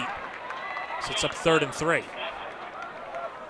Yeah, there's a good tackle from Nick Zins, but really just Sean Ebert making a nice catch because that's a little bit of a low pass, but he does a good job hauling it in, and then the athleticism in the open space as he gets that one down to at the 20-yard line.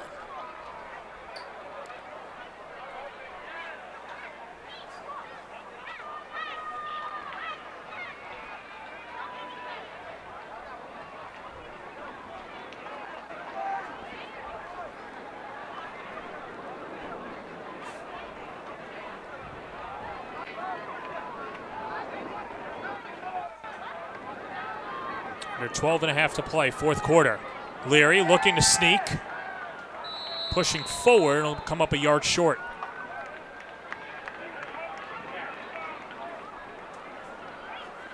Yeah, another QB sneak for Team New York City. I wouldn't be surprised if they do it again here, as they've had some success, and it's going to be a 1st down. So NYC fresh set of downs. How about Jack Leary and the big fellas getting it done for the city? Generous spot. He looked like he was going to be down a yard. And forward progress gives it to New York City. They're not complaining. Sets up 1st and 10 at the 17.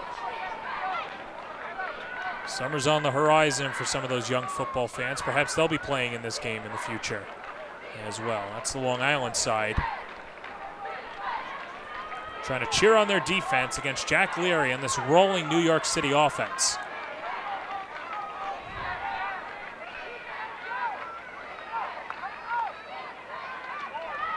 Leary gives it off to Torrey, and Torrey picks up about 3. Tackle from Nazir Turner out of Bellport. Yeah, so a string of 1st downs for the city. That time carry from Torrey, but Long Island's defense ready for it. And, they've just been very tough, up the middle outside of a couple of those QB sneaks. But, LI's front 7 has been great. But for the city, really just a golden opportunity. We're approaching just 10 minutes and 40 seconds left here.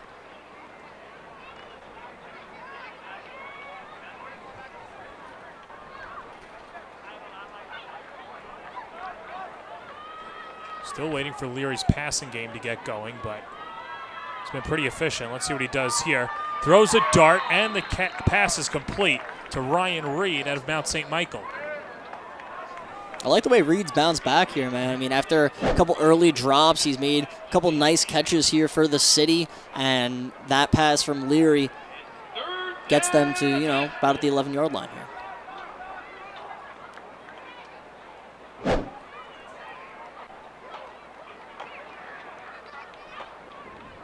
Sets up 3rd and 4, 10 minutes and rolling. Here at James M. Stewart Stadium.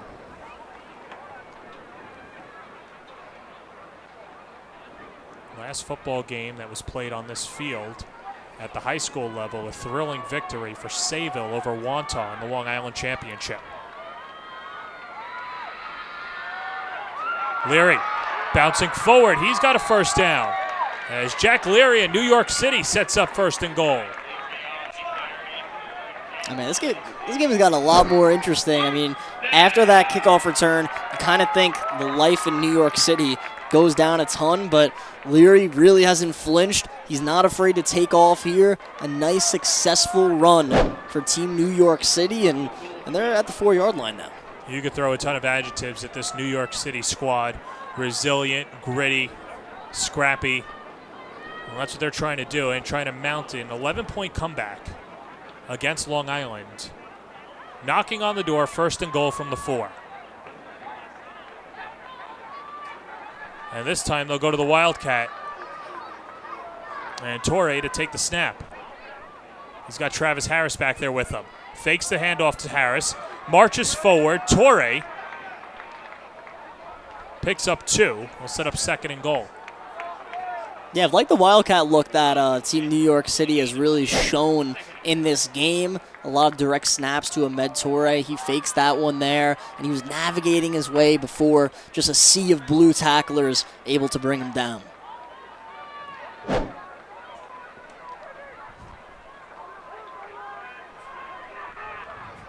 Second and goal for the city.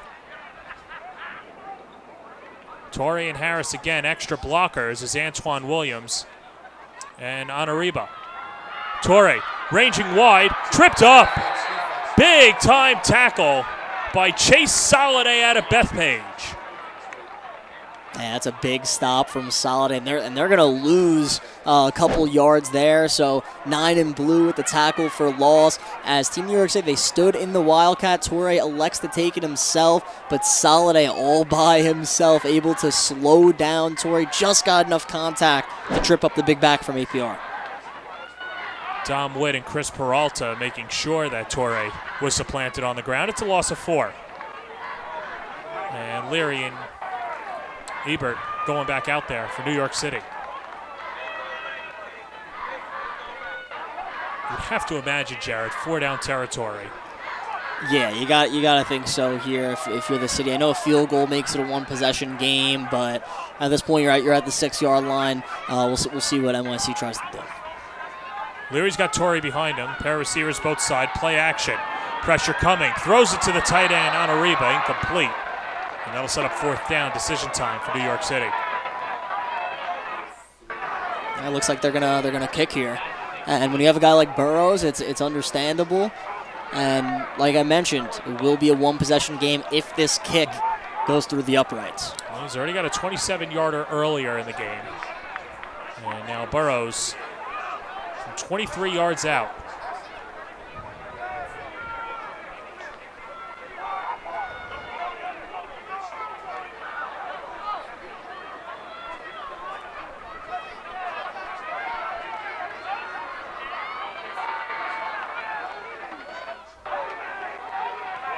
Burrows.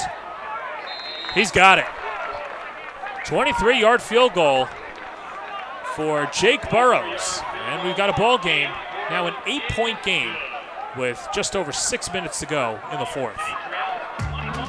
Jump shot, leave your knee shot? We've got specialists for that. Face down after that face off? We've got specialists for that. Half pipe, leave you full of pain? We've got specialists for that. Orland & Cohen's top orthopedic team has specialized expertise and extensive training from the nation's premier programs in sports medicine, knee, shoulder, hip, spine, hand, foot, and ankle, so you can feel better, faster.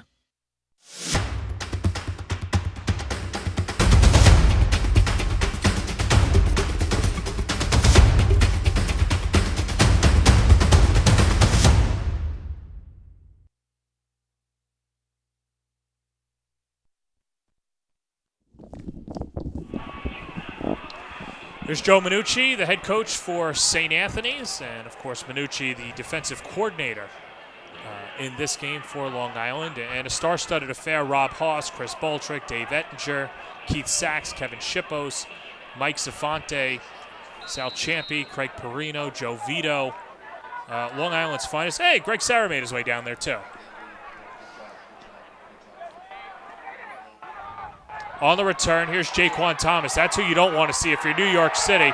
Check that. Big tackle by Ron Jones. Jared, it's now or never for New York City's defense, and it's going to start on special teams. Big tackle there. Yeah, how about Jones, right? Ron Jones and Jaquan Thomas, 2 of the most physical players in this state, going at one another. The short kick for New York City, good idea, except for the fact that it went to Jaquan Thomas, who almost broke one earlier. Luckily for the city, you have Ron Jones on your side. He makes a nice tackle, and we'll see what the city's defense could bring here as they're in a must-stop territory, but it looks like Jaquan Thomas might take the snap. He hands it off, running wide was Yasir Jones. Has a touchdown earlier in the game, and Jones We'll pick up about 2. We'll set up 2nd and long. And for those who don't know, Jaquan Thomas, of course, star-studded running back William Floyd, but in the Suffolk County Championship game, they put him at quarterback, and he was throwing the ball all over the field. One of the best individual performances that we've seen. Floyd put up 28 points, but they fell short toward Melville. So to see him under center, which will most likely be the last time that's going to happen, is pretty awesome here in the last 5 minutes. They're going to ride the shoulders of Thomas.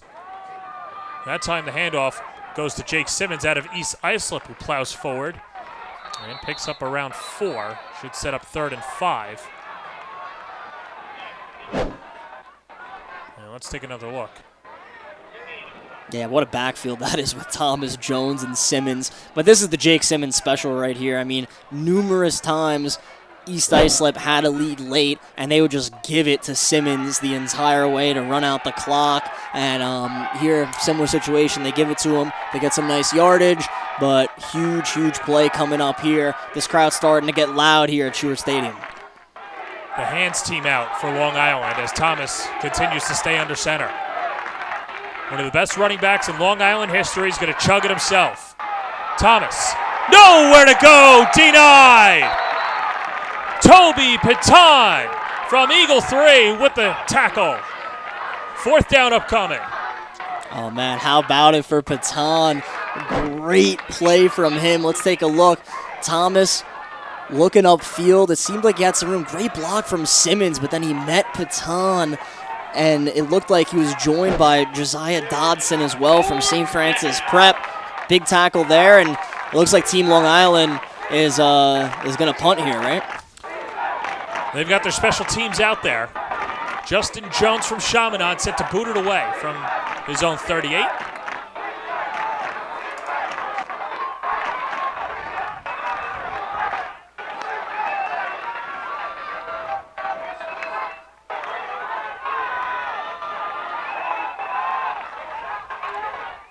Both teams with 3 timeouts remaining as Jones steps into it.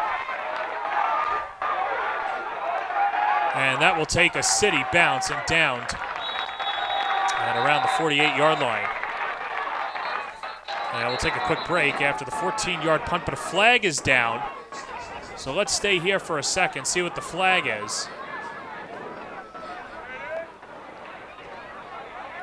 Could be a huge penalty and potential drive-saving penalty for Long Island.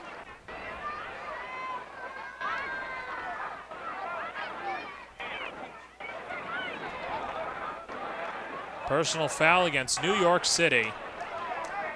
And Long Island will keep possession. See if we see anything on the replay, Jared.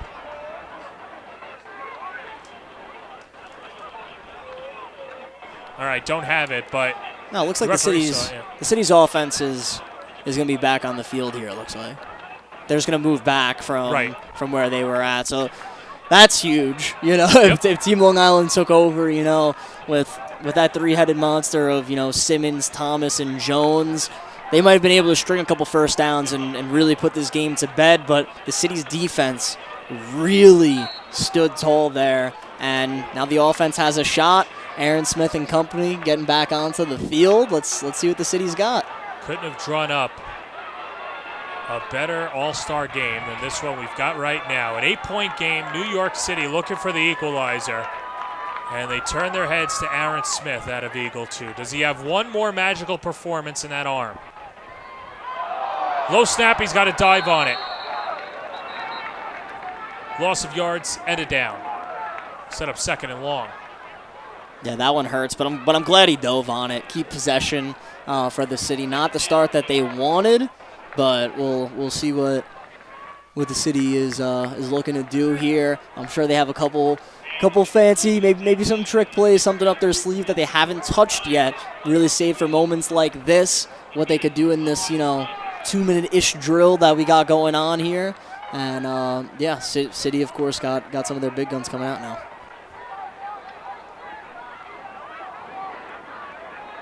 Aaron Smith, 4A All-Conference selection, first team All-Media, leading Eagle to a 6-2 record, fell to Curtis in the PSAL playoffs.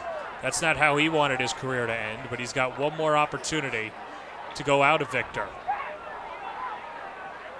Joined in the backfield by Antoine Williams. Under 2:20 to play in regulation. Rolling out. Smith looks to step up. He's going to tuck and run and throw it away. Pressure coming from Matt Kind out of Seaford, 6'2", 215, and the Viking gets to the backfield to force the incompletion. Yeah, what a play from Matt Kind here. We'll take another look at it. I mean, this Long Island defensive line, really bursted into the backfield. Smith did everything he could before Big Matt Kind chased him down, and Smith somehow got the ball out of bounds, but it's another nice stop for Team Long Island, facing 3rd and long now. So Matt Kind applies the pressure and then gets some high fives, and now watches his 3rd down defensive unit out there. 3rd and a country mile. Now, New York City does have all 3 of their timeouts remaining, so you can't assume that this is their last possession. On 3rd down, Smith heaves it down the field. It's intercepted. P.J. Gannon with the pick, and Long Island takes over at midfield. And how about the pick from Gannon? Another guy, he won a Suffolk County Championship. He didn't want to end his football career with a loss to the Long Island Championship game in Garden City. Well, he's got a shot to do something here. He comes away with a big interception.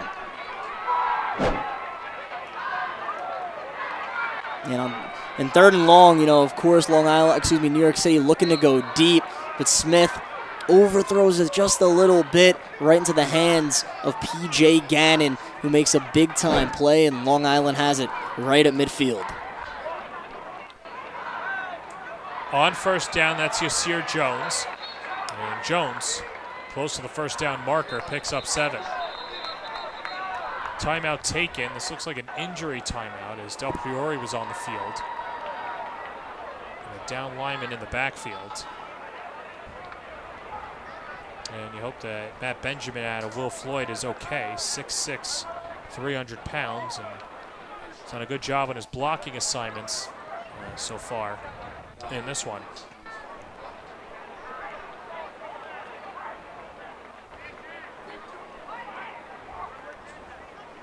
Take a quick break, 1:49 to go in regulation. Jump shot, leave your knee shot? We've got specialists for that. Face down after that face off? We've got specialists for that. Half pipe, leave you full of pain? We've got specialists for that. Orland & Cohen's top orthopedic team has specialized expertise and extensive training from the nation's premier programs in sports medicine, knee, shoulder, hip, spine, hand, foot, and ankle, so you can feel better faster. Experience. Trusted. Proven. Excellence.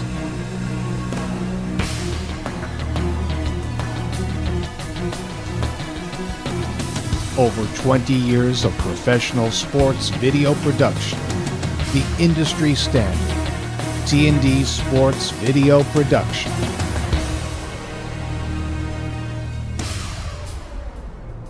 Whether it's a single game, a whole season, or a college recruitment video, T&D Sports is your one-stop video solution.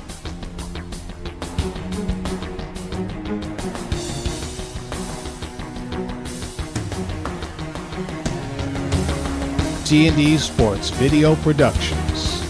All sports, all levels, all the time.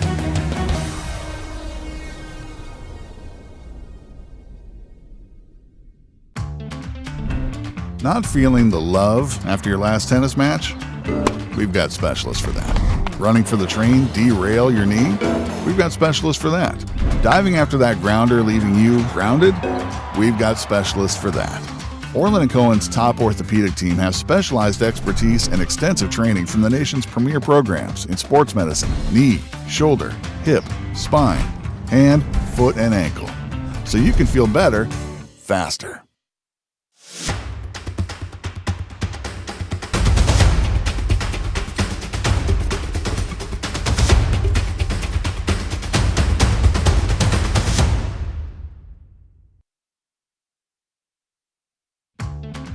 jump shot leave your knee shot? We've got specialists for that. Face down after that face off? We've got specialists for that. Half pipe leave you full of pain? We've got specialists for that. Orland & Cohen's top orthopedic team has specialized expertise and extensive training from the nation's premier programs in sports medicine. After the injury timeout, Long Island just needs a first down, and they can put this puppy to bed. And on the rollout, it's Blissett. He's got the first down and dragged down by Jacob Reed. There's a wait to see New York City deploy their timeouts, but let's take another look. An impressive run by Blissett. Yeah, Blissett runs, very physically. He's able to evade one defender, and he's not afraid to lower his shoulder. Does a good job there, but, Kenny Brassfield able to make sure that he goes down to the ground, and it looks like NYC will take a timeout. And so, Jared, while we have a break in the action, overall thoughts, I know the story's coming out later in the week, but just overall thoughts on the second annual NFF All Star Classic. Yeah, it's been a lot of fun, right? I mean, Long Island, they took a 14-3 lead, and, some people might have thought that they were going to run away with it, but this team, New York City team, kept on fighting. Aaron Smith made it really interesting. All of a sudden, it's 14-10, and then the kick return had the crowd to its feet where Dante Spadaro made a play, and here we are, 95 seconds left in this game. It's a one-possession ball game. New York City had an opportunity before to, go downfield, but Long Island's defense was big with P.J. Gannon, and we'll see if L.I. could ice it. New York City trying to make a play. They've got one timeout remaining and looking for the stop. Here's Luke Neugebauer, the Sayville Golden Flash. And he gets out of bounds. And that'll stop the clock, so as good as a timeout. Neugebauer with a pickup of about 3. And it's been a lot of tough running from both teams so far in this game, a lot of physicality. And, I mean, we haven't seen this since, November, or I guess for the city, December. So it's been a lot of fun watching some hard-nosed football here.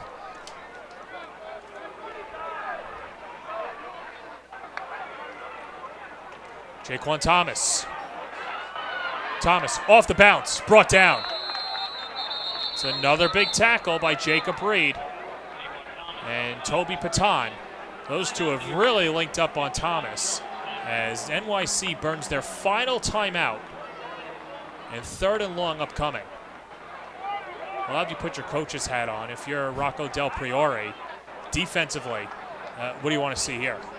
Well, in this game, it's always tough with no blitzing and stuff like that. There's only so much you could do in a game that's geared to, score some points. But for the city, if, Long Island decides to pass it, of course, if you force an incompletion, you're in good shape. But find a way to stop Jaquan Thomas, Yasir Jones, get your guys fired up, and see what happens here at the end of this All-Star game.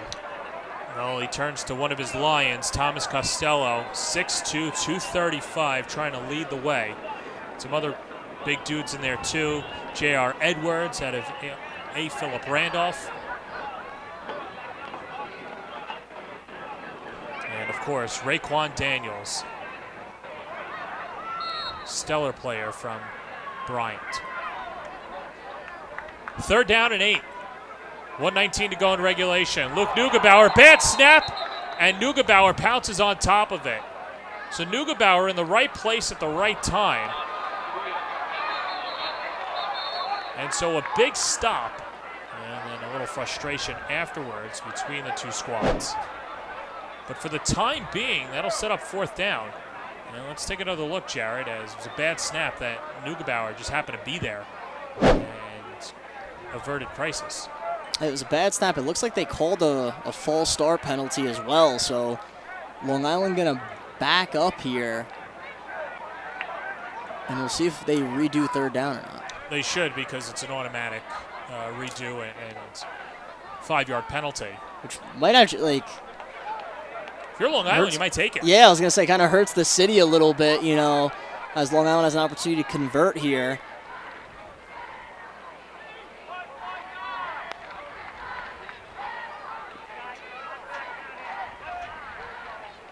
They're going to put time back on the clock, 1:19 remaining in the 4th quarter.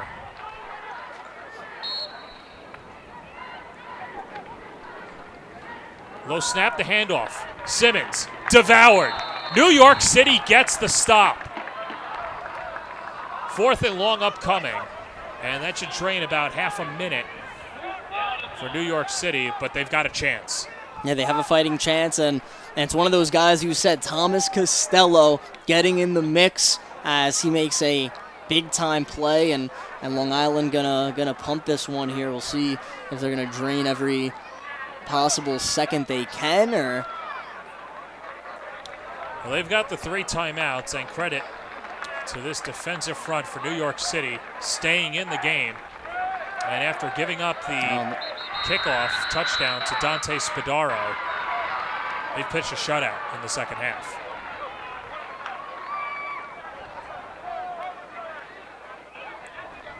Timeout taken by Long Island. 33 seconds to go in the 4th. All right, so if you're New York City, you've got Aaron Smith, you've got Jack Lear, you've got some ballers out there, Jared. Who do you want to see touch the rock? Yeah, I mean, this is going to be interesting. Whoever's turn it is at quarterback right now, I know is going to has the ability to make some phenomenal throws for Team New York City. Receiving-wise, you know, it's been a lot of fun seeing Sean Ebert, Jake Robbins, Travis Harris, Ryan Reed's made some plays. You know, there's a lot of different directions that the city can go here. But what I really would love to watch, how about just a real creative play from Team New York City that, you know, can get the crowd into it, maybe go downfield and see what happens here. But first, Long Island's going to have to punt. And so it's going to be Travis Harris out of Eagle 2 to return the punt. But the offense still back out on the field for Long Island. New York City has to shift up their defense. It goes to Jaquan Thomas, who looks to pass. Thomas heaving it down the field, far side, incomplete, and a flag is out. Pass interference called against New York City, and that should put this on ice. Luke Neugebauer got bumped in the secondary. And it looks like that's how this one's going to end. Let's take another look. I got to say, I love the play call here. I mentioned it earlier, Jaquan Thomas at quarterback. It doesn't get much better than that. He launches one downfield, and it's incomplete. They decide to call a pass interference there, and the refs are talking it over, so we'll see if maybe they decide to wipe it out. Not the case. Kenny Brassfield called for pass interference. That'll give first down to Long Island. 1 kneel down, and Long Island is going to keep the trophy here in the counties.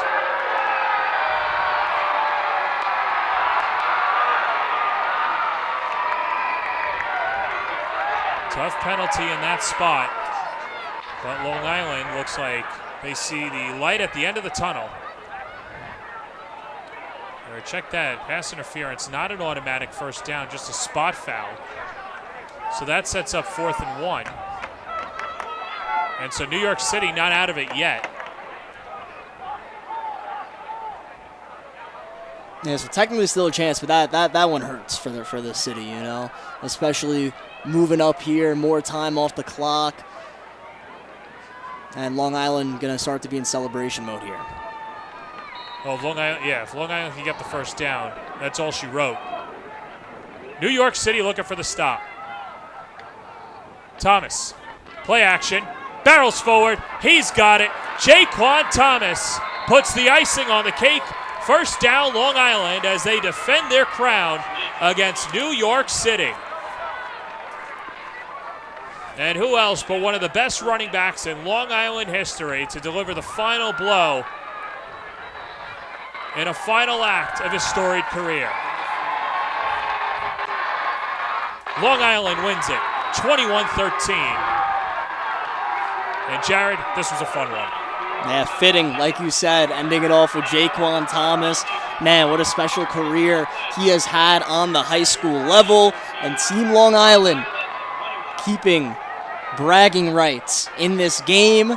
They get the 21-13 win. A lot of fun here. So we'll take a quick break. When we come back, we'll send it down to the field for the on-field ceremony here at Hofstra. Jump shot, leave your knee shot? We've got specialists for that. Face down after that face off? We've got specialists for that. Half pipe leave you full of pain? We've got specialists for that. Orland & Cohen's top orthopedic team has specialized expertise and extensive training from the nation's premier programs in sports medicine, knee, shoulder, hip, spine, hand, foot, and ankle, so you can feel better faster.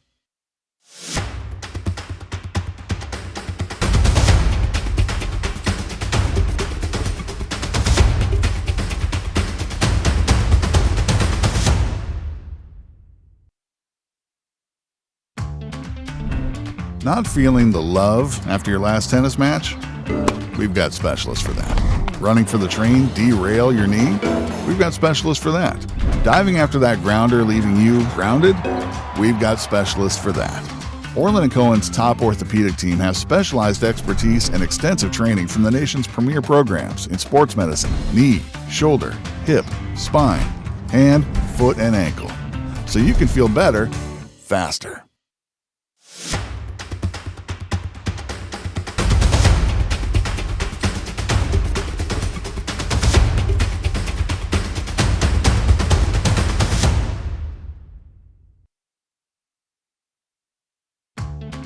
Jump shot, leave your knee shot? We've got specialists for that. Face down after that face off? We've got specialists for that. Half pipe, leave you full of pain? We've got specialists for that. Orland & Cohen's top orthopedic team has specialized expertise and extensive training from the nation's premier programs in sports medicine, knee, shoulder, hip, spine, hand, foot, and ankle, so you can feel better faster.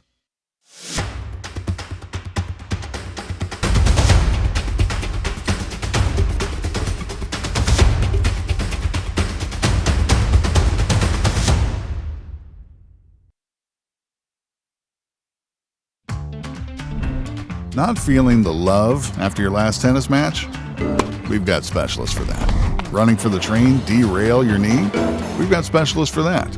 Diving after that grounder, leaving you grounded? We've got specialists for that. Orland & Cohen's top orthopedic team has specialized expertise and extensive training from the nation's premier programs in sports medicine, knee, shoulder, hip, spine, hand, foot, and ankle, so you can feel better faster.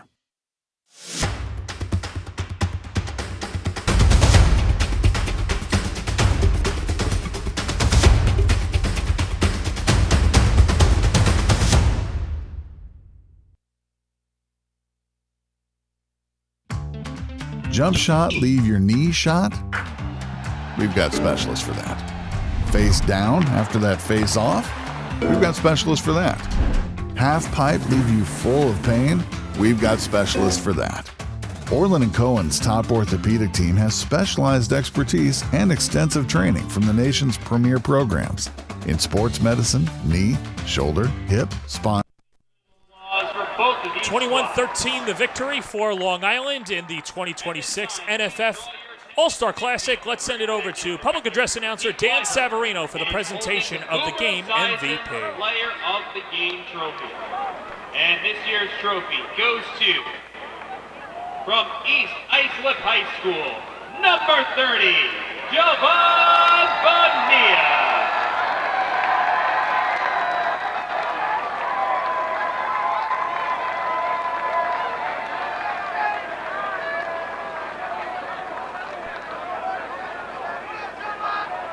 Thank you to everyone for coming out to the second annual National Football Foundation All-Star Classic. To all our great players and outstanding coaches, thank you to our volunteers and sponsors. Ends his storied career with another piece of hardware, the Boomer Esiason MVP Award, of course going to an East Islip alum as well. How fitting in the second annual NFF All Star Classic, which was in fact a classic and a well-earned victory for Long Island over New York City in what is becoming a brewing rivalry here in the five boroughs and on Long Island. While we wait for Jovan Bonilla to make his way over to Jonathan Rubin, a few special thanks here at Hofstra for putting this game together and for putting this broadcast together. Special thanks to Pete Bleiberg and Mark Hudak, Orland and Cohen for being the presenting sponsor. Thank you to T&D Sports Video for broadcasting the game. Thank you to Don McPherson, too, Greg Sarah for being a part of this broadcast. As a city guy who grew up watching this game on TV, this was a pretty fun thrill for me. And so while we wait for Jovan Bonilla, who's going to be pulled in every direction right now, with the trophy, everything going on, the social medias, the Instagrams. He's got one more interview to do. There's John Rubin. He's trying to get him. And I know that he had to deal with the photographer first.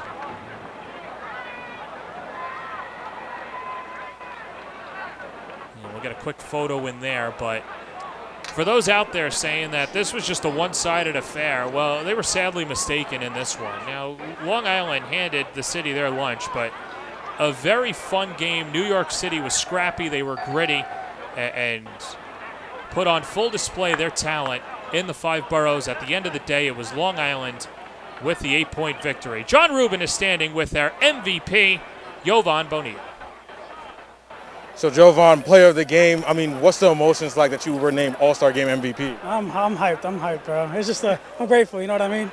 So, with all that you've been through, I mean, repping Long Island and then also winning the MVP, I mean, what's the emotions like? What's going through your head just for the play your last game of football? I feel amazing, man. Again, I'm grateful. Thank God for everything. And then thank you to Mr. Bleiberg for this opportunity. You know what I mean? So you had a lot of pressures. You broke through the offensive line. You were making the quarterback make those quick passes, making him make quick decisions. I mean, where do you get that knack from? Relentless, bro. I'm relentless. I'm a dog, and just nobody could block me. That's my mindset. Nobody could block him for sure. Jovan Bonilla was fantastic tonight. The Boomer Esiason game MVP as Long Island wins it 21-13 here at Hofstra. And for our entire crew at the T&D Sports and Video production, for my partner Jared Veluzzi, this is John Perez saying so long from Hofstra, as this has been a presentation of the 2026 National Football Foundation All Star Classic on T&D Sports.